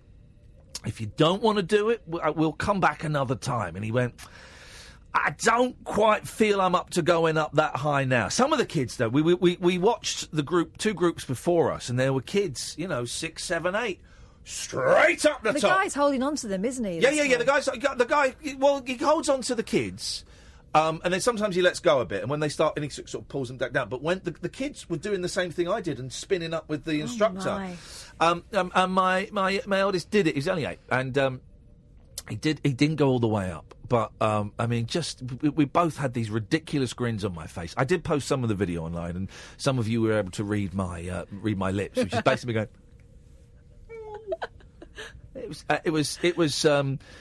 I tell you what, it really hurt. I was wearing boots as well, because I didn't think of putting trainers on. Everyone else is wearing trainers, so I'm wearing my boots. I noticed that. And it really hurt my peanuts, because you've got 115 miles per hour blasting at your testicles. And I'm going to be honest, it sounds like it's fun. It's not. I came out with a real ball ache. It was literally a ball ache doing it. But, man alive, listen, it is expensive. You vacuum-packed your privates. Never been so clean. It's expensive, but honestly, it was... it's certainly worth having a go. I think other companies might do it as well. And they what was great was the guides are all like young people, but they really made the kids feel special, because for the kids it's like it's a big thing. It was a big thing for me. But the guy we had, what was his name? Not Lance. Anyway, maybe it was Lance. I can't remember. But he was brilliant, and he was great with my eldest, and he saw that my youngest came in for... You watch a training video, and then he went out and sat with his mum, and he said, "Do you want me to go and have a word with him?" I said, "Yeah, if you wouldn't mind." I said, "I think he's made his mind up." And he went and sat with him for 5 minutes, and it was wonderful. And they really make the kids feel special. But, man alive, Catherine, I'd love to see you doing it. Oh, I'd love to have a go. I'd love to see you doing it. It is the funniest Have you seen on YouTube, they have like championships of it, and people dance, and they're sort of like running around the outside of the walls and stuff. It's amazing. Then the 2 instructors then went and did a little display for us. And also, before we went in, there was a 4-person skydiving group in there rehearsing their routine. And it was amazing. The 4 people doing this routine in this thing. It was incredible. Go and look at it on YouTube. And there's loads of different companies, I think, that do it. Some of the dancers on YouTube doing it are just... incredible. Amazing. It's going to be tough to find out what the next experience is going to be. I was saying that we went bowling afterwards. There was a bowling alley next door, and we went bowling, and the kids loved a bit of bowling. And then in the bowling alley... I was deep under enemy lines there. Everyone was recognising me. It was we ordered. I was showing off a bit, so I ordered. You could get like an ice cream for £9, right? And it was ice cream and cake and whipped cream and all of that, right? But all of their ice creams are like £4 or £5 for a single thing. I thought a £9 ice cream. It's not going to be that. Bloody hell! It was huge. It was huge. It was like the ice cream that Napoleon eats in Bill and Ted. All right. It was huge, and it came out. I looked at it and I thought, I'm trying to lose weight. And my youngest went, "I don't fancy it. I feel sick." But it was incredible. They ring a bell when you finished it. We didn't finish it. Anyway, 0344 499 1000 is the. I tell you what, though, I never want to jump out of an aeroplane. You don't need to, no? No, I don't need to. I never want to jump out of an aeroplane. 0344 499 1000. Brian and Ian and Matt, stay there. We'll come to you in a bit. I'm Ian Lee. She's Catherine Boyle. This is the Late Night Alternative on Talk Radio. The radio show for people who know the best part of the day is the night. The Late Night Alternative with Ian Lee. On Talk Radio. We'll get you talking. All right, let's crack on with the phone calls. Let's go to Brian. Good evening, Brian. Good evening. I phoned up to talk about the Mega Drive, but I want an ice cream now. Oh, and I want an ice cream. Man alive! It was when it came. I just went, oh my god! We hardly touched it at all. It was massive. And I'm trying to lose weight, Brian. No brain freeze. No. Well, there are plenty of brain freeze. I remember once I had the most delicious milkshake I'd ever had, and I had 8 brain freezes whilst I was drinking it because it was so delicious that as soon as the brain freeze went, I just had to slurp it really hard and fast again. Misses. And I had 8 brain freezes. It was incredible. What a milkshake! Wow. So, going back to the Mega Drive then. Yes. That chat from a couple of phone calls ago. What a terrible console that really was. I'm not surprised you're not very familiar with it. Terrible console. I don't... Well, I'm trying to... I'm getting confused. Hang on a minute. Let me look at what a Mega Drive was. Hang on a second. Because No! Shut up, man. The Mega Drive was fine. Well, one anecdote. Street Fighter 2 on the Super Nintendo. Yes. Yeah. That's the perfect version. You get the Mega Drive version. It can't eat the speech on it. Sounds like a broken of course not, man. But they were. Hang on a minute. You can buy a Sega Mega Drive with 85 built-in games. Probably, yeah. It's probably Castle of Illusion 60 times or something. No, shut up, man. Hang on a minute. Sorry. All the Sonic series, 85 games, Mortal Kombat 1, 2, 3, Virtua Fighter, Alter Beast, Phantasy Star. Wow. Anyway, I don't stop looking at stuff. You don't need any more stuff. I don't need any more stuff. I'm trying to have less stuff. Don't buy anything. Yeah, so it was just an anecdote, really. I mean, it can't even do Street Fighter 2 to Mega Drive. Listen, but I grew up on the BBC Micro, so the Sega Mega Drive was like being an arcade. Oh, I tell you what I am getting. One of those, they're bringing out a Commodore 64 Mini. Yes, I'm on the Kickstarter. Yeah, it's on a Kickstarter thing, isn't it? I've kind of got my eye on that. I've got my eye on it. Very good. I'll tell you what I'm a sucker for, the PC Engine. Do you remember that one? That was, God, man, now we're getting proper, Yeah, but I don't want to turn it into a computer game show. Well, you know, you can have a look at that, Kath. Read those words. Yeah, there we go. What I've got now is I've got, and I don't know. Yeah, I've got one of these Retro Pi computers. Yeah, they're great. That's loaded up with PC Engine, arcade, MAME, that's right. NES, Mega Drive, C64, Spectrum. It's got all of it on there. Well, I've got a Raspberry Pi, and what I've done, I've whacked a massive heatsink on it, and it just runs all day. There we go. You see, Brian, we're getting too geeky. Anyway, we're getting too geeky. But thank you for calling, brother. Nice to speak to you. Speak again soon. That's all right. I'm off for a chuck ice. Chuck ice. Dave, chuck ice. Chuck ice. Hello, Dave. Listen, I called in. I was dead enthusiastic. Another new caller. Brian was a first-time caller. Dave's a first-time caller. This is brilliant. But I feel really bad because he sounded like he was from the Midlands, like myself, and you just can't have two Midlands people on the phone on the trot. Oh. It's against all the principles. Would you like us to put? They've been upheld since the 1940s. You cannot have two callers from the Midlands. First-time caller. I've waited for months. I've been desperate to speak to you. Followed your career for a long, long time. But I'm just going to have to cut myself off. I'm sorry, Dave. You don't. There's no need for you. He's gone. What was that all about? Too much Midlands, isn't it? Well, let's try Matt. Let's see if Matt's a nut job. Good evening, Matt. Good evening, good evening, good evening, good evening, good evening. Okay, yes, he is. First-time caller, long-time listener. Well done. The correct phrase is long-time listener, first-time caller, but we'll let you off because you're nervous. What you got for us tonight, Matt? I was just calling in about celebrities who've been dicks. Yep. Okay, great. Love it. I don't know if it counts as a celebrity, but when I was about 15 or 16, Princess Anne came to the school I was at to open a new dining hall. What? And the whole school had to stand outside in spring. It was freezing cold. Yeah. And she landed in a helicopter. What? We'd all been sort of lined up to kind of greet her and wave Union Jack flags and stuff. She got straight into a Land Rover that was by the helicopter and drove to the dining hall, went in. She was in there for an hour, and we had to wait for an hour for her to come back out again to wave and scream and shout and all that sort of stuff. And she got straight back in a Land Rover, straight back to the helicopter and got back in and buggered off. Right, hang on a minute.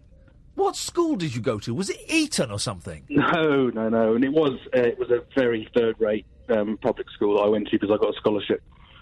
Okay, all right, okay. So she came and opened the school. She didn't come and even, like... She didn't say hello to anybody.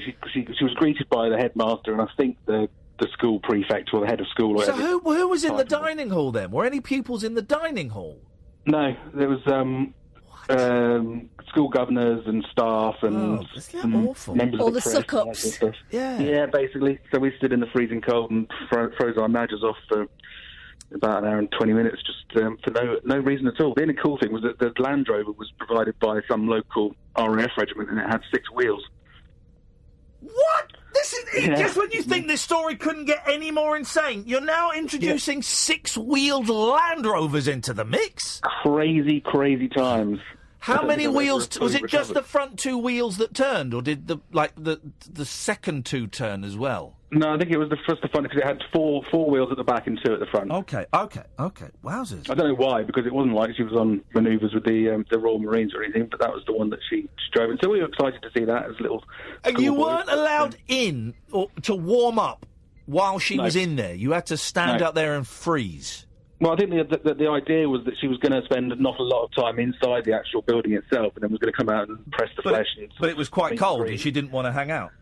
Well, presumably, yeah. I mean, she probably had the right idea. Fair play to her, but it was a bit disappointing for the 400 or so of us that were there standing outside with our tiny little prepubescent hatchbags freezing off. Okay, but stop talking about children's genitals, if you wouldn't be so kind. Thank you very much indeed, mate. Second reference. God blimey, isn't it, though? Well, I'd like to be fair to Princess Royal, who does a lot of good work for charity. It was probably her people that screwed up there. Is she... She's the Queen's daughter. She's Prince Charles's sister. Yes. And he's got one sister? Yes. And 2 brothers? Yes, she was the second one out. Oh, so she's bitter.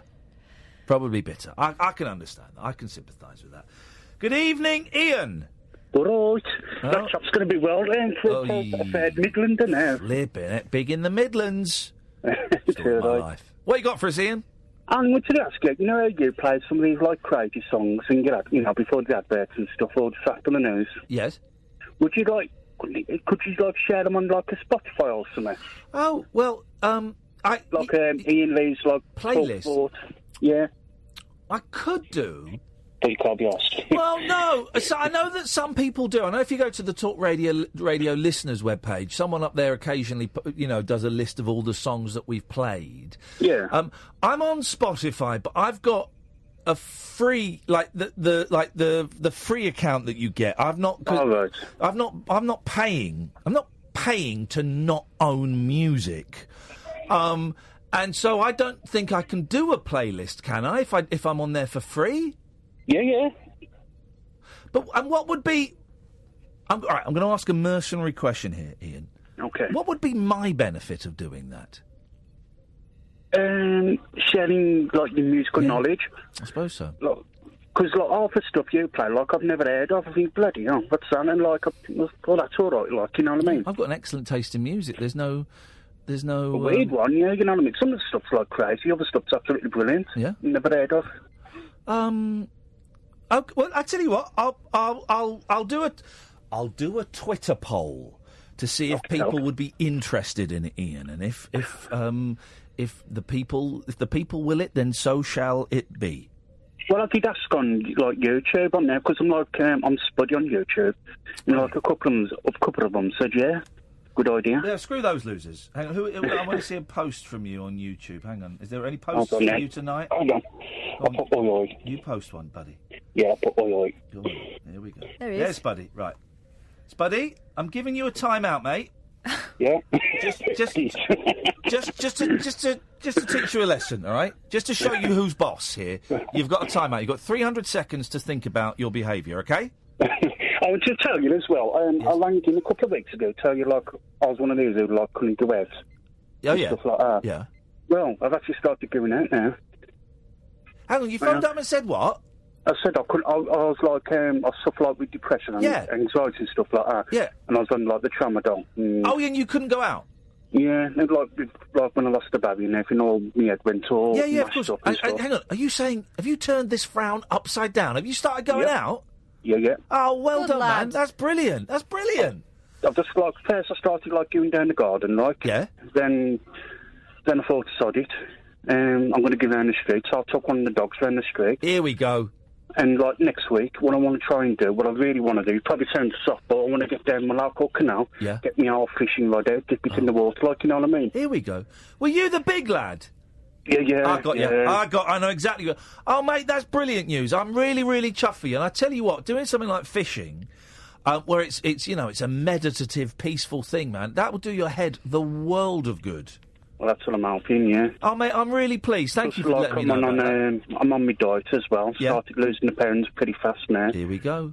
So, I'm getting there. Well done, man. Good. I'm really pleased Cheers. for you. And Okay. give us an update anytime you fancy.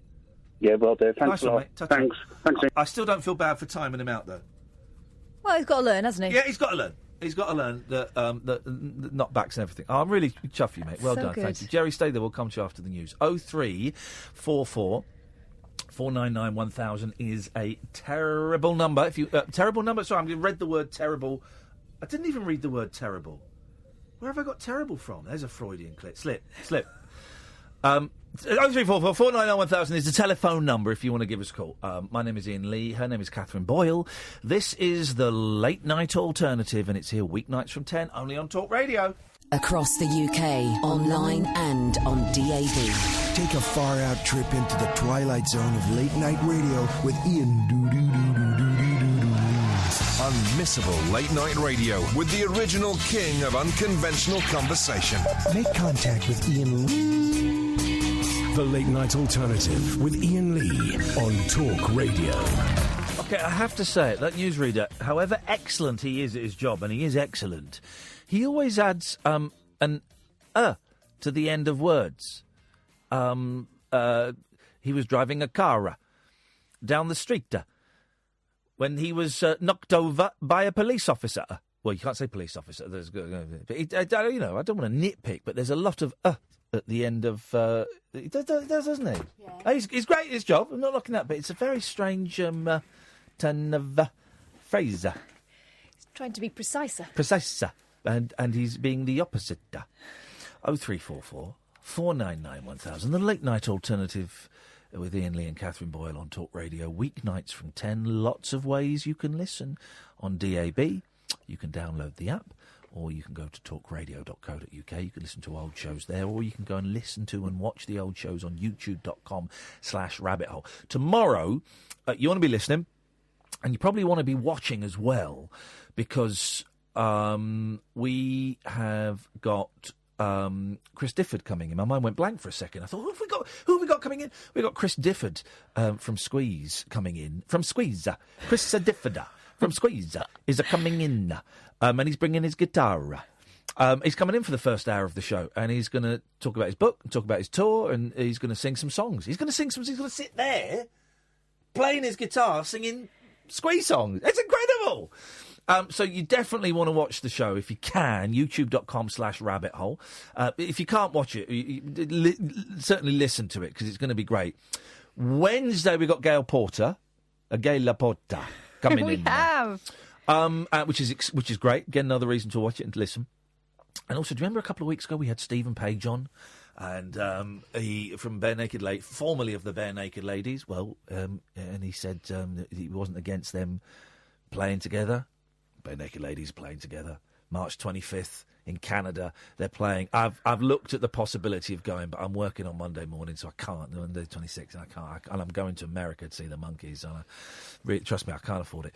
But they're going to play the Stephen Page with Bare Naked Ladies, and Andy Cregan, I think his name, who was in like the Bare Naked Ladies years and years ago, and left quite early on. He's going to be in it as well, so it's going to be an amazing show, amazing. And if it all goes well, this is going to be the start of a reunion. They'll do a reunion tour and then fall out. I don't know. And I emailed. Listen to me. I emailed Ed Robertson and Stephen Page separately and said, guys, as a fan, it's brilliant news. I hope you have fun. Ed emailed back saying, don't forget, Ian, we're going to be playing in London in April. Do you and your boys want to come and see us and come to the sound check as well if you want? And I won't be able to go to sound check because they'll be at school, but I'm thinking, I wasn't angling for freebies. But, oh, yes, sir, if you're going to offer me and the boys tickets, then we are going to come and we are going to see you. So, yeah, Bare Naked Ladies in April, probably without Stephen Page, I would imagine. But expect a big tour later in the year. That's all I'm going to say. I've not heard anything, but that's all I'm going to say. 0344 499 1000. Give us a call about anything. Let's go to Jerry first. Good evening, Jerry. The Indians sent signals from the rocks around the fast. The cowboys are positioned in the bushes and the grass. There's a couple. She's tied against a tree. She doesn't mind the language is beating to the knees. She's on and they're all asleep. He wakes up in the morning, spang feathers in his head and arrows in his act. And Davy Crockett running around saying it's cool for cats, it's cool for cats. Squeeze. I don't think he's sung on that one, is he? No, I thought you were going to do the whole thing. I'll do. Is that when you're doing 90, because he's got no... he's doing it. Right. They've got a gang of villains down the shed here to show. They're counting all the powers, and the ankles to come again. And they're out to wondrous, and the numbers on the names. It's funny how the message all the bleeding same. Meanwhile, at the station, there's a bunch of little lads. He says, how's your mother? Like, how's your father? And they say, it's cool for cats, cool for cats. Cool for cats. Cool. Just change the mood a little. I've been posing down the pub. Jack Bob got to go down the screen. Yeah, let's leave it there. Yeah. There That's good, this bit. Oh, okay. Well, I fancy this, I fancy that. I want to live fast. Yeah. I spend a little muscle and I spend a little cash. But I get bitter and a nasty little rash. Yes. Bad time is him sober and I forget my other ad. Everybody tells me it's cool for cats. Cool for cats. Shake up at the disco. Stop. And he gets on the pole. Please. I ask lots of questions. It's not 10 p.m. Hangs it on the wall. No, I know, but... Kiss it in his being nice to him. I'm bored of it now. Yeah, we were bored about 3 minutes ago, you pudding. I wasn't. I was enjoying it thoroughly. I wasn't enjoying it thoroughly. I mean, money's sorted, I think. Yes? My benefits. Oh, good. Your money's money coming in. Don't know where it's coming from. Hey! The drinks are on Jerry! Literally, if he's holding them. Little Parkinson's joke there, guys. I think we can get away with that, can't we? Yeah, political, I guess. Yeah, exactly. Thank you very much indeed. It's what, Any jokes are jokes.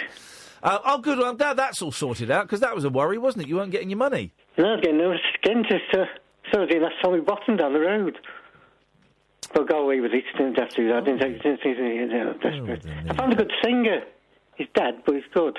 Hang on a minute. Who? What? I found a good singer. I discovered a new artist. Oh, yeah, go on, who? He's sang that. What's... Oh, God. Chris Canal. Chris Canal? Chris Canal or something. Chris Canal? Or something. Chris? What, Canal no, Chris as in... Canal. I don't know, he was in that... Chris Canal?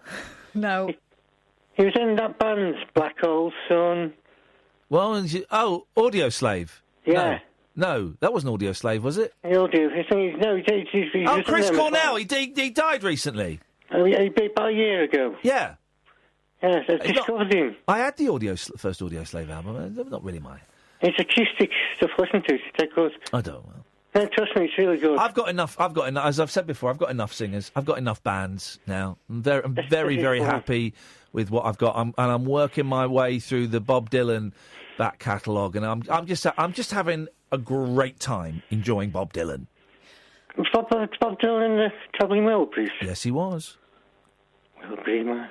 Yeah. Right. Anyway, just sort of let you know about money. All right, bye. Bye.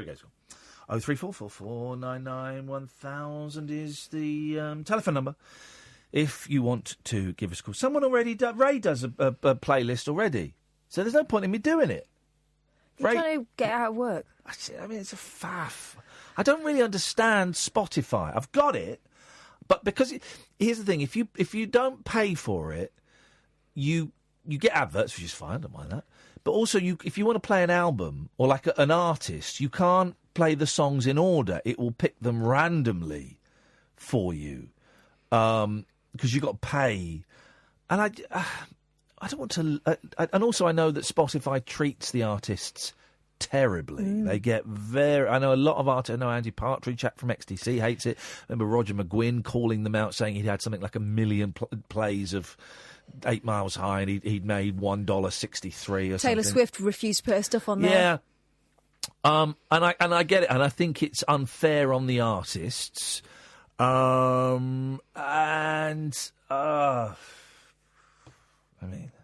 just more stuff. It's just more stuff, isn't it? It's more stuff.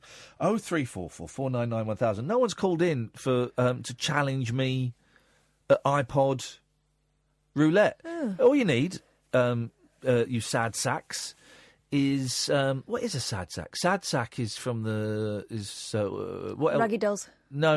It's in a famous Elvis Presley song. Oh. Do you know which one? The Clam. Jailhouse Rock. A sad sack was sitting on a block of stone way over in the corner, eating all alone. Fingers said to Trigger, "Where'd you get your kicks?" And Butters said to the Nix. Anyway, what I'm saying is, if Jailhouse Rock came up, that would be a strong contender. All you need is your computer, your phone, your MP3 player, whatever, and we set them on to shuffle. I've got mine here. And you set them on to shuffle and we play. But maybe they don't want to play. That's fine. Maybe they don't want to play. Maybe they realise that they can't beat you. I am unbeatable. I am Ivan. Oh, there's a cup of tea. How long's that been there? Since I came back in. Oh, that's so warm. It's about optimum heat. I am Ivan the Unbeatable. I will beat you. I'm unbeatable. Michael Jackson and Prince are to make a sensational comeback together from beyond the grave. The Thriller singer and the Purple Rain legend recorded tracks together in secret before their deaths. The songs were locked in the vaults and have never been heard by their fans. Here's the thing I've discovered as a fan of music and music history throughout the years, is that when tracks are locked in vaults or haven't been released, there's generally a pretty good reason why those tracks are locked in those vaults. Normally because they stink. Well, given that Michael Jackson had an expensive lifestyle by the end and needed some money. Remember, he was going on that big tour and people were suggesting that perhaps it was too much for him. Yeah. Surely if he had lucrative and fantastic tapes locked away in Paisley Park, he would have had something to say about that. So, yeah, you're right. They're probably pony. OK, right. Here we go. We read on and we realise, OK, maybe... I don't even know if these songs existed, having looked on. However, it is claimed Jacko has now sent a message from the spirit world urging his family to honour my legacy by releasing them. Hollywood medium Tyler Henry said he contacted the late singer while doing a reading with Jacko's sister LaToya. Last night, Tyler claimed Jacko even brought along his pal Prince, who died in 2016. Tyler said, the key thing he spoke about... I don't know what his voice is. American. The key thing he spoke about was how he wanted to be honoured with his music. He wants his new music released. There is a specific artist he brought through with him. He was interested in releasing something they did together. It made sense to LaToya. Hollywood Medium with Tyler Henry is Thursdays on Hey You and Tuesdays on E. Oh, the channel. Well, I must set the video recorders to record that crap. 0344 499 1000. This is Talk Radio. The Late Night Alternative with Iain Lee on Talk Radio. We'll get you talking. 0344 499 1000. Don't forget, the fun doesn't stop at 1 o'clock. Talk Radio goes all through the night with Paul Ross at 1, James Max at 5. The station closes down at 6:30 in the morning till 10 o'clock in the morning when Mike Graham starts the engine up again. 0344 499 1000. Good evening, John. Ian, I want to challenge you. At what? Well, I was thinking, does it have to be a Spotify challenge, or can I just give you a general knowledge challenge? So you don't want to play iPod roulette? Well, you didn't explain it. You half explained it, and then you kind of stopped explaining it. So iPod roulette is, right, okay. Uh-huh. You have an iPod or your MP3 player or your computer with all your songs on. Yeah. You set it to shuffle or random. Yeah. And you press play and a random song comes up. I do the same thing, and whoever has the best song wins. Best of 3 rounds. You get 1 pass in the entire game.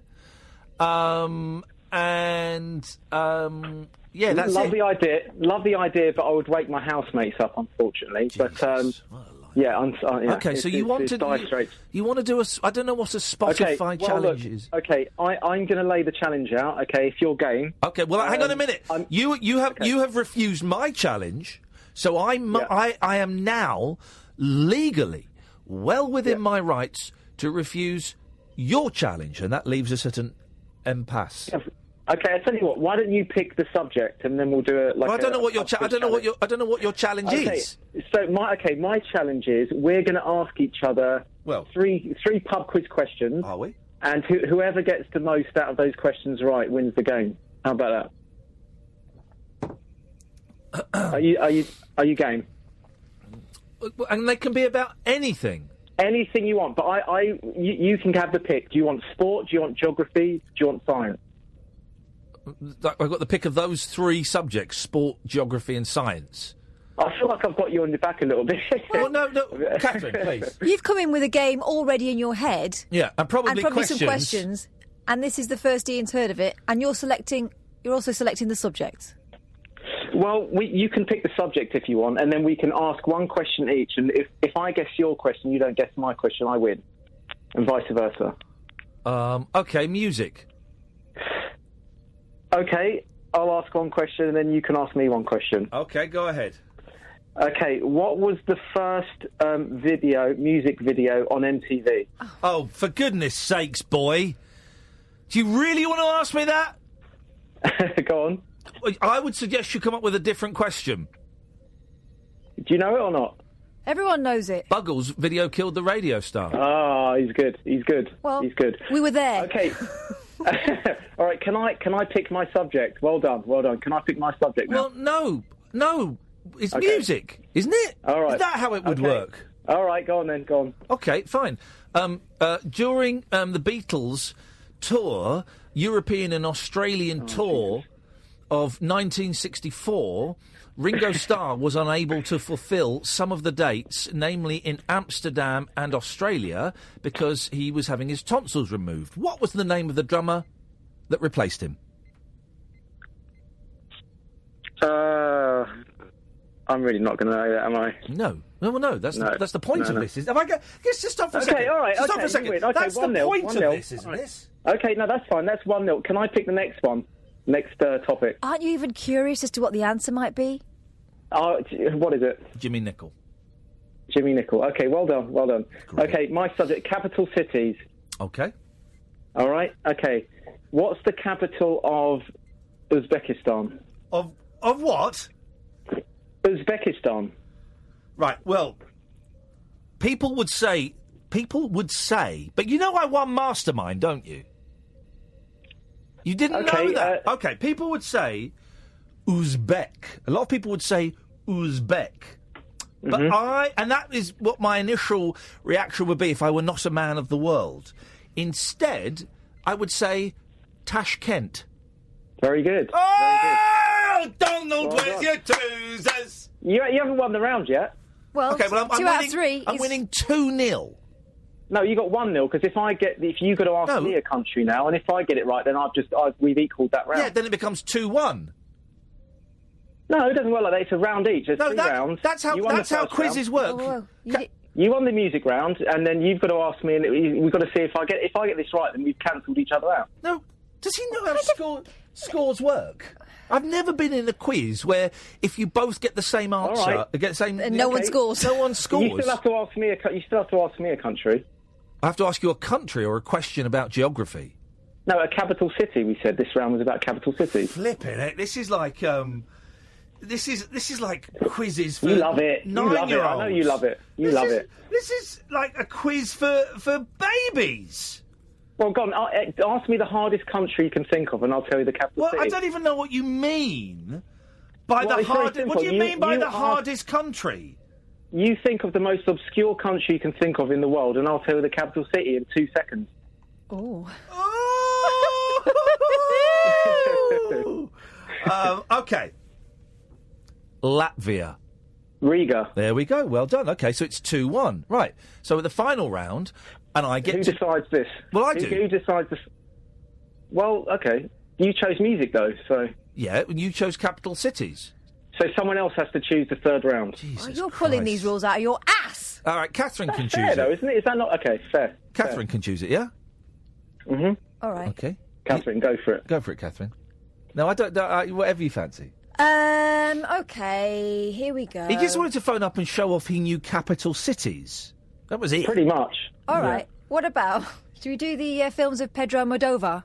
Oh! Yes! Who's that? Who's that? Yes, sir! Okay. Which... who's been asked first? Why don't you Who is ask... Pedro Almodovar? This is not fair. Sorry? What do you mean it's not fair? Oh, sorry, because you don't know it. I don't even know who this is. All right, I tell you what. Let's broaden it out. Okay. Spanish Spanish cinema. Spanish cinema. Okay, this is Is that easy broad peasy. enough for you, John? No, cinema's broad. Okay. Well, okay. Cinema is broad. Which Spanish actress Oh, Christ almighty. You're ganging up. This isn't fair. has appeared Steward's Inquiry. in several films by the director Pedro Almodovar, Oh, my God. Rigged. including one where two men beat each other up with legs of ham? Penelope Cruz. Yes, can you name the film? Oh, if it's legs of ham, it would be jamon. Jamon. Jamon. Wow, that's great. Shall I ask you a question now? Yeah, like maybe a question that's not about Okay. Spanish ham. Which male Spanish actor Oh, God, Well, yeah. don't give him hang an on. easy one. Hang on, no. Who appeared in several Pedro Almodovar films, Oh, my God. has a name which translated into English would be Tony Flags. Tony Flags. Antonio Flageras. Sorry. Antonio Banderas. Thanks for playing, caller. Good night. A spanking was given. Wowzers. Didn't know that was the prize. He just wanted to phone up and say, I can name you capital cities in 2 seconds. Yeah. Jeez. Tashkent. What a Tashkent. Hey, Simon, how you doing? Hi, Ian, how are you? I'm all right, thanks, man. Good iPad roulette once again. Yeah, you up for it? Yeah, I've got some trash, but I'll be lucky. All right, hang on a second. What I need to do is I need to because this Beatles. I'm listening to a Beatles documentary, and it Who's doesn't. the judge? Who's the judge of the good song? It'll be me. right. No, hang on a minute. I just need to write down where I am on this. 1548. I'm going to write in my hand. 1548 on episode 3 of the Beatles Anthology Revisited. Right. Catherine can be the judge. Okay. I'm just plugging that out, and we're just going to go there. Right. Hang on a second. I haven't used my iPod for so long. Shuffle songs. Right. Okie dokie doggy daddy. Yeah. Right. Are you ready? I am ready. Would you... I'm going to let you go first. Let's hear your first song, please.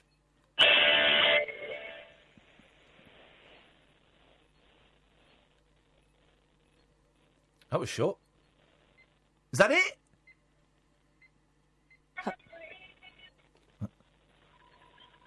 Hello? Hello? Yeah, we couldn't hear anything. Did you play a song? Yeah. Don't have it on speakerphone. It's not. Oh. Right, why don't you just...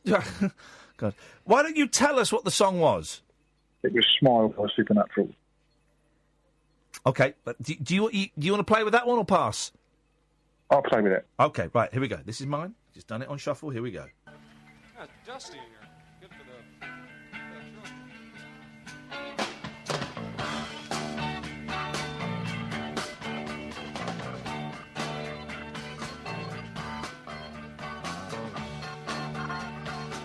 Here we go. Everybody gonna give us a little helping hand here, help this thing get going here. Getting funky. The more the merrier. Yeah. It's time to enjoy yourselves on the night. I'm going to pass. That was a live version of Do It Again, but a very sloppy live version of Do It Again. Right, I'm passing. I've used up my pass in the first round. Here we go. This is the next track. Oh, dear. Hang on a second, though. It's not quite what you think.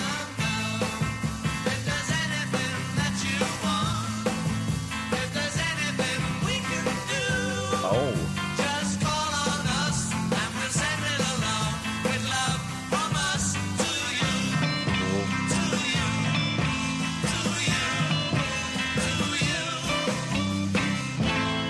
It's From Us to You by the Beatles live at the BBC versus some crap that I've never heard of. It's a tough one. Catherine, I've used up my pass. Let's have the results in, please. The Beatles. Sorry, Simon. Okay. Okay. Okay. Round Fine. two. Round two. Round two. It is... Oh! Oh! I'm going to play my Joker. Hang on a second. This is beautiful. This is a tough one. You know this song? Yeah, Facts of Life. Facts of Life, Black Box Recorder. I don't want to say it's written by a friend of the show, but Luke Haynes. And he's probably listening. Yeah. You're going to have to do something pretty special to beat that one, Simon. This is special. Okay. Keep the man up on his feet. Nick Knowles. Oh, tricky. Oh, well played, Simon. Oh, I'm in a conundrum now. It's Nick Knowles, Every Kind of People versus Black Box Recorder, Facts of Life. I think Luke Haynes would understand. Yeah, I think. It's got to go to the Nicky Knowles. Well done, Simon. It's 1-1, dude. As we go into the final round, you've still got your pass if you want to play it. Away you go, sir.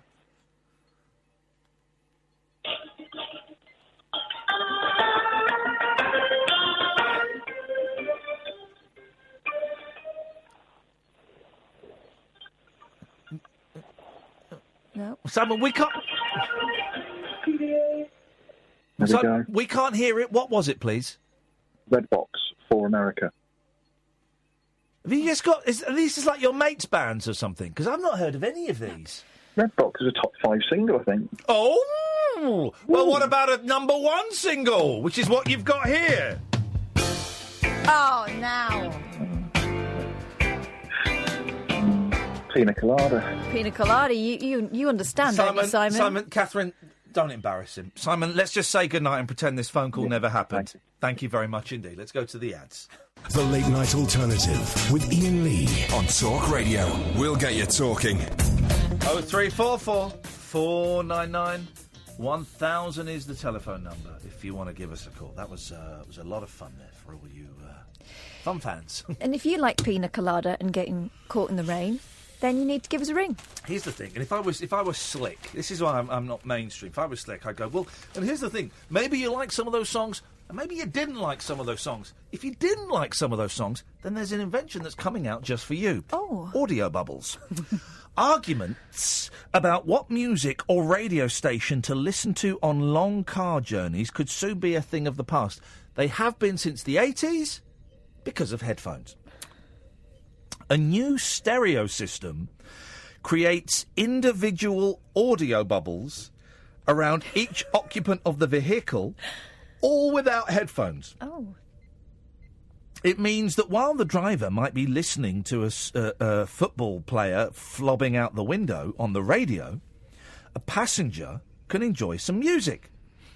Parents could be spared having to listen to audiobooks on an endless loop to keep the young children in the back entertained, while teenagers would not need to endure the dubious music tastes of other family members. I'll have you know, I've got the best taste in music in my entire family, and that's like immediate and distant. The system being developed by car giant Ford can also allow a passenger to sit in blissful silence away from the noise of the engine, radio, and even fellow occupants. What, by being left on the hard shoulder? The technology uses speakers around each seat to produce each person's choice in sound. sound travels, right? Sound travels. How is that? No. Maybe you're in some sort of... No, because that wouldn't work. If you're the driver, you need to be able to hear the road a bit as well, don't you? You can't just be sealed in to your own sound hole. No, I think that doesn't work. One of my favourite characters in Beatles folklore is a Greek gentleman. I can't remember his last name, but he went by the name of Magic Alex. And towards the end of the 60s, the Beatles were insane. John Lennon in particular, but they were insane because they suddenly had loads of money. They didn't know what they wanted to be, and they were taking a lot of drugs. Spoiler alert: the Beatles took drugs, and they started this company, Apple, and it was like a record label, but a publisher and an art gallery, and they would give money to artists, and it was all kinds of things. And they had a department called Apple Electronics. They had been called Zapple. And they this Greek, basically people, freeloaders and druggies and chancers would come up, and they up to them and ask them for money for projects, and the Beatles would go, yeah, sure, why not? And one of these people was a guy called Alex, and he died recently, Magic Alex, and there's very little footage of him. I've only seen like a 15-second clip of him, and he basically said to the Beatles, I can make you loads of stuff that you didn't know you needed, right? And he promised to make them like a 76-track recording studio when only 8 tracks had just been invented, and they gave him all this money, and obviously it was crap and it didn't work. And the only thing he ended up inventing that actually worked was apparently a black box that flashed red lights. Right? But he said that he could make... One of the problems in the studio, in the recording studio, is the drums. The drums, if you're recording live, like a lot of 60s bands did, the drums would bleed into everything, and and so your drummer would often be in a different room, or would have now they have mufflers around them and stuff like that. And he said, I can invent you guys an invisible sonic force field that will go around Ringo's drums, that will be invisible, but will stop his drum sound bleeding over into you. So you can all be in the same room, and he will be surrounded by this invisible electronic, the opposite of the wall of noise. And they went, oh, that sounds great, yeah. Oh, yeah. Well, sounds legit. Oh, yeah. I can't do a John Lennon anymore. Paul McCartney. Oh, yes, I'm Ringo, Well, I'm George. That's not bad. It's not bad. Oh, I'm George. That's not. Anyway, John's a bit more like that, isn't he? So my Aunt Mimi was. I said, Aunt Mimi, if you, I can't do it. I'll work on John. I'll have John by the end of next week. At the end, when I come back from my break, I'll have John Lennon on. Little project there. And of course, the thing was bollocks, and it didn't work. So that's that, basically. So don't do drugs, because you end up buying things like that are not real. You end up having great hit records. Choice is yours. This is an interesting thing. Shameless star Tina Malone. You read about this? Yes. I've only seen Twitter moments. I get all my news from Twitter moments now. I'm such an idiot. And this tiny little column in the Mirror has reportedly said she did not know she was committing an offence when she retweeted what she thought was a picture of child killer John Venables. Anyone posting or sharing photos of Venables or Robert Thompson taken after they were jailed in 1993 for killing James Bolger risks up to 2 years jail or an unlimited fine for contempt of court. So they were arrested as kids, sentenced as kids, and now they're adults. I can never remember which one's back in prison for anyway. Malone, and what I find interesting. So she retweeted a picture of what she thought was one of these killers as an adult, because we're not supposed to know what they look like. No, because they changed their name. Yeah. They live in. Well, one went to prison recently, didn't he, for having pictures of child rape, and I can't remember which one. Anyway, what I found interesting was her defence. Bearing in mind, it's a 4-paragraph story in the Daily Mirror, and I've really come to mistrust everything. And I've also come to be very, very aware that context is so... It's just never involved in these stories. But Malone, 55, is said to have retweeted a picture supposedly revealing the new identity, there we go, of Venables, 35, jailed for 40 months last month for possessing indecent child images. She told the Daily Star Sunday, "I didn't have a clue it was illegal. Are you going to prosecute me for posting a picture? I'm not au fait with the law." I don't think... I'm not au fait with the law, so forgive me, Your Honour, but permission to speak freely, permission to approach the bench.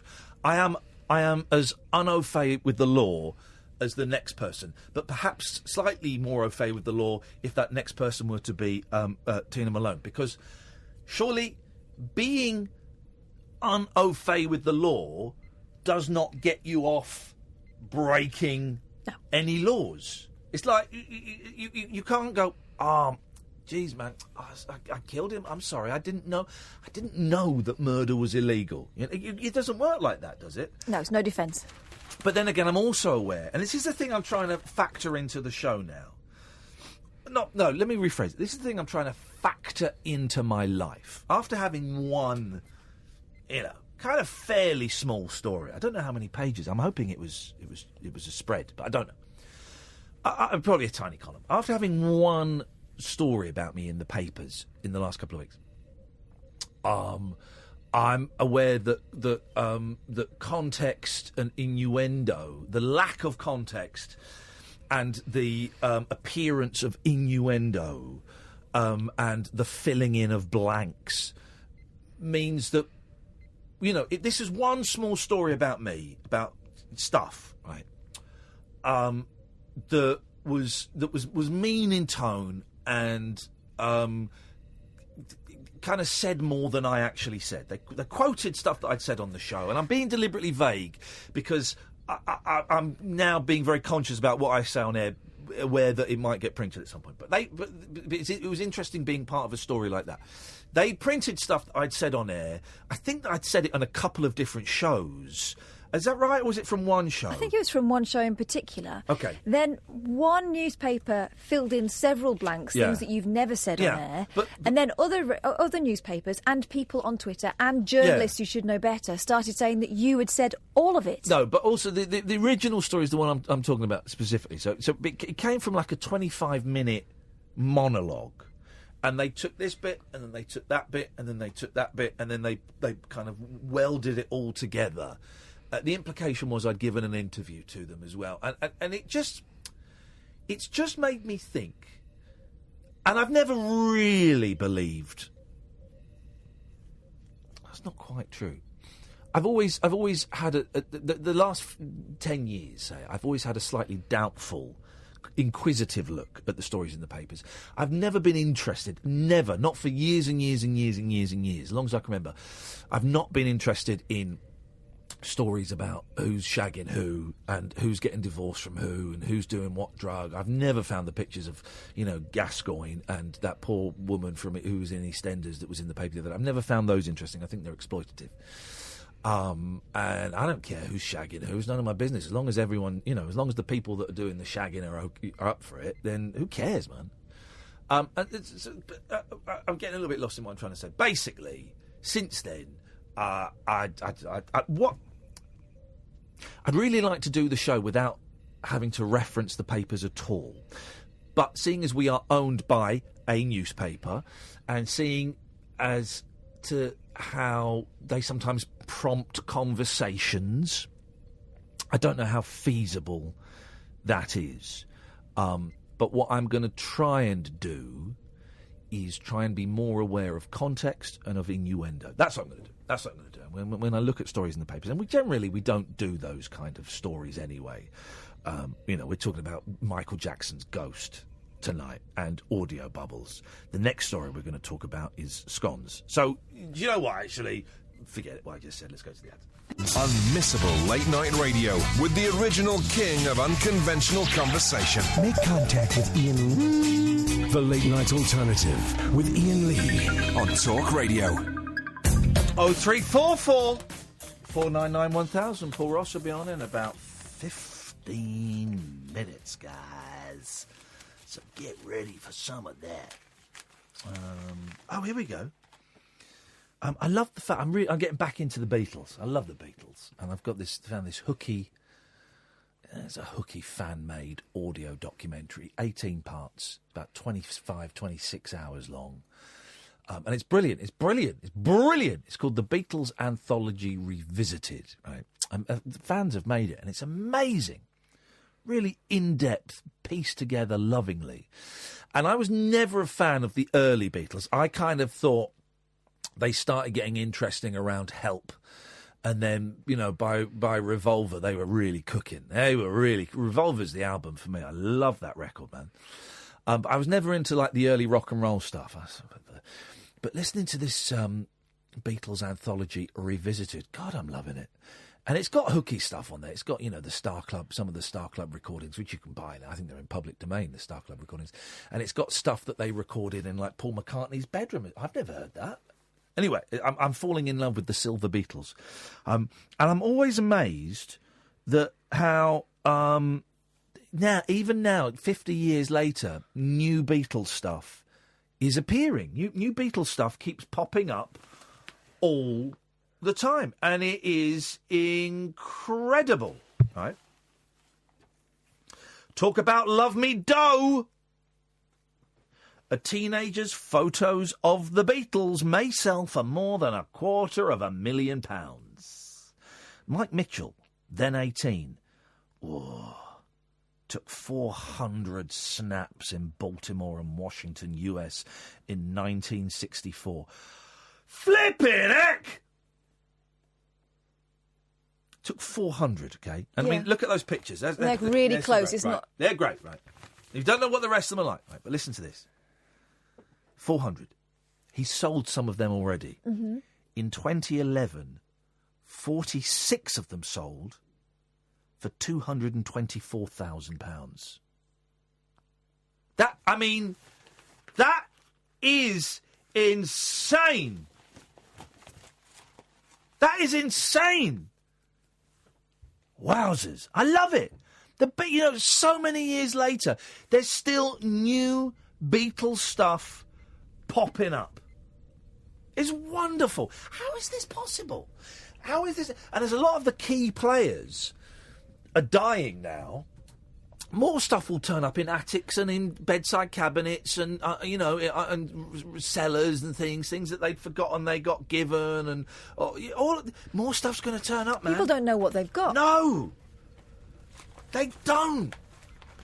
Flipping love them. How can you? I feel so sorry for people that don't like the Beatles. If anybody is listening to this and you don't like the Beatles, please tune to another radio station, because people like you make me puke. You make me absolutely sick, and it's disgusting, and you should be thoroughly ashamed. Those guys are musical joy. Yeah. A woman posted a bizarre advert in an effort to sell her car, describing it as shit. And nothing but bad luck. Oh.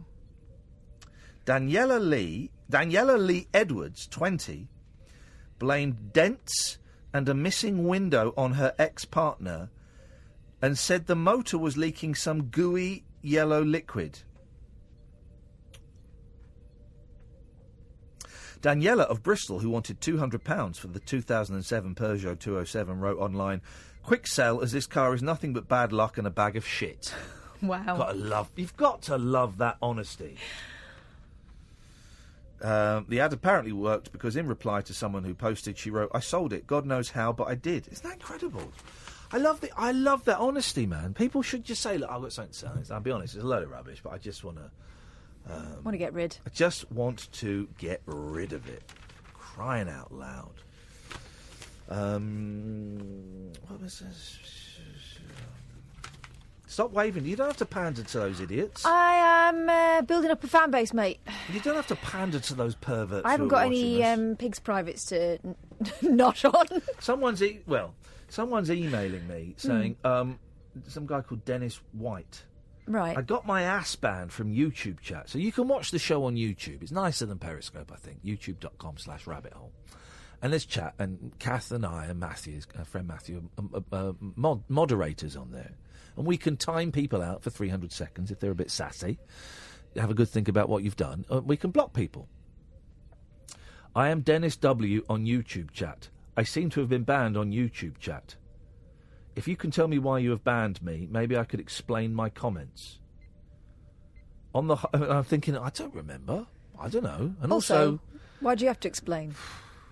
On the whole, I don't curse or abuse people. I can get a little edgy, but it's all in good taste for the lols. Pretty much what you do. Oh. If you can please give me the reason for the ban, I may have no defence and accept it, with a plea to lift it and give a pledge to not repeat, or I may have a defence and will have to stand by it. I am clueless and in limbo. Well, I can tell you the reason I banned you, Dennis White. It was in anticipation of this pathetic, time-wasting, grovelling email. I knew that you were going to be the kind of guy that would send an email like this, so I banned you. Maybe you banned him for the lols. Yeah. But there's another thing we should flag up. Yeah. It's not democracy. No. Listen, I don't remember why I banned you. There would have been a reason. Do I know how to unban you? Haven't got a clue, and I'm not. I'm not going to bother. Just set up a new account if you want, or watch it and don't comment. Or I don't really care. I'll be honest. Don't really care, man. It's supposed to be an added extra anyway, a little bonus. It's just this little... a bit of fun, just for the lols. Hey, here we go. Look. Right, I'm going to show you a picture that's going to blow your mind. Right. Okay. A Brit pensioner poses with a £130 fish she hooked on a trip down under. Ooh. Hooked on an trip down under to visit her son. Sue Elcock, 68. Okay, needed a hand landing the fish. Sue only wants... Right, okay. Yeah, I don't believe this picture I'm about to show you. Okay, I'm about to show you a picture of this fish. Right. It's a bass. Oh. Tasty. Okay. You ready? Always. You ready? Yeah. Okay, so she caught this fish, right? Go on. There. No, she never. There we go. 5'4". The fish... Sue That's a sleeping bag. Needed a hand. It is. Landing... You would climb in that, wouldn't you? You have to. You would climb in that and shut the mouth. Yeah. Help! Help! Let me out! I'm a talking fish. Yeah. Sue, 68, needed a hand landing the 5'4" bass grouper, which is 2 inches longer than her. Sue of Lillis Hall, Shropshire, joked, "You'd need an awful lot of chips with a fish like that." No, you wouldn't, because you wouldn't eat it all like that. You would probably eat a bit of it, serve it to your friends, make a nice fish, and then you'd freeze the rest, or you'd like pickle it or something. I mean, that's going to go off before you finished it. Yeah. That's a big fish. I don't believe it's quite that big. Can I have a look at that? That to me looks like it's been manipulated. That's like those the rat. Remember the rats? The picture of the killer rats, and it was all about perspective. Look! You've made it. You've turned the heating on. Now the windows are steaming up. Turn it down a bit. Because it was so cold. No. We don't turn it off until the last couple of minutes of the show because I like it cold. This is. I don't mess around with the heating while we're no. We don't do that. Come on, Paul. Oh, it's got a sauna in here. What's I know exactly. It's outrageous. It's outrageous. The size of that, Paul. Look at that. Oh, that's beautiful. I hope they put it back, though, did they? That's beautiful. We were saying you'd want to climb inside that, wouldn't you? Oh, you'd want to be Jonah. It's amazing, isn't it? 5'4", that fish. That is. Although we've got we're going to a bird sanctuary. I know this may not thrill you. Yeah. Going to a bird sanctuary in Norwich. Yeah. In the early hours because they've got a snowy owl down there, and I was saying, oh, great big deal. The twitchers are going on. This beautiful thing, it's a female bird, has got a 5-foot wingspan. Wow. And it's a snow white pure owl. And you think the magic of nature. So you've got this 5'4", so that owl's wingspan is almost as long as that fish. Incredible. And they're worried slightly that it's going to be because it would feed off rabbits and hares. It can pick up small dogs.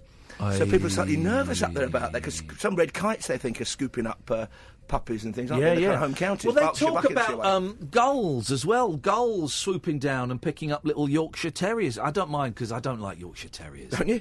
Oh, they're horrible dogs. Like little rats, aren't they? Address your letters and complaint, please, to James Whale between 7 and 10 each and every weekday. So you've got what else? What else is coming up after 1 o'clock? On the show, we've got to talk a bit about the ongoing saga of the poisoning down in Salisbury in Wiltshire. We've got some experts on that, including a fascinating intelligence guy who says, look, hang on, Vladimir Putin's meant to be this criminal genius and mastermind. It's 2 weeks before the elections, 100 days before the World Cup. It's a toxin that's only manufactured by the Russians. Evil genius, ... really. So we're talking a bit about that. But also on the programme this morning, which I'm looking forward to, we are celebrating the life and work of Hubert de Givenchy, the French designer who put Audrey Hepburn on the map. He died at the age of 90. We're crossing love to Paris. What you see, Kathy's nodding her head I love Audrey Hepburn. Yeah. But sometimes You know the look of Audrey Hepburn. Well, thank you very much. She's been dead about 8 years. Exactly, I'm getting closer. But sometimes at the end of her films, it would say Miss Hepburn's fragrance, Givenchy. Well, she went to Hubert Givenchy just when she made Roman Holiday. She was making Sabrina, because I love Humphrey Bogart. He's my favourite actor, and he's in it with William Holden. And she said, I need you to make me glamorous, old-school Hollywood. He designed the dresses for her, and they're beautiful. But Edith Head got the Oscar, because the deal was Edith Head was the big MGM costume designer. He then made the iconic black dress for her in Breakfast at Tiffany's.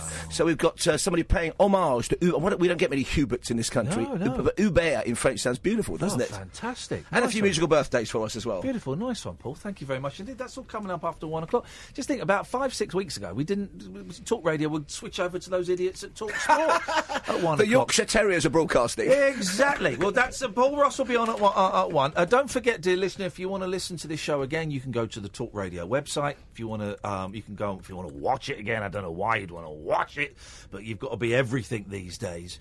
You can go to youtube.com/rabbit hole, and of course, there is a best of podcast that comes out every day. What was in the podcast that you put out, Catherine? You and Joe Swash talking about exactly how and when you're going to drink his wee wee. I don't know. I don't think that. Steady. Oh, I don't think that's. Do you know?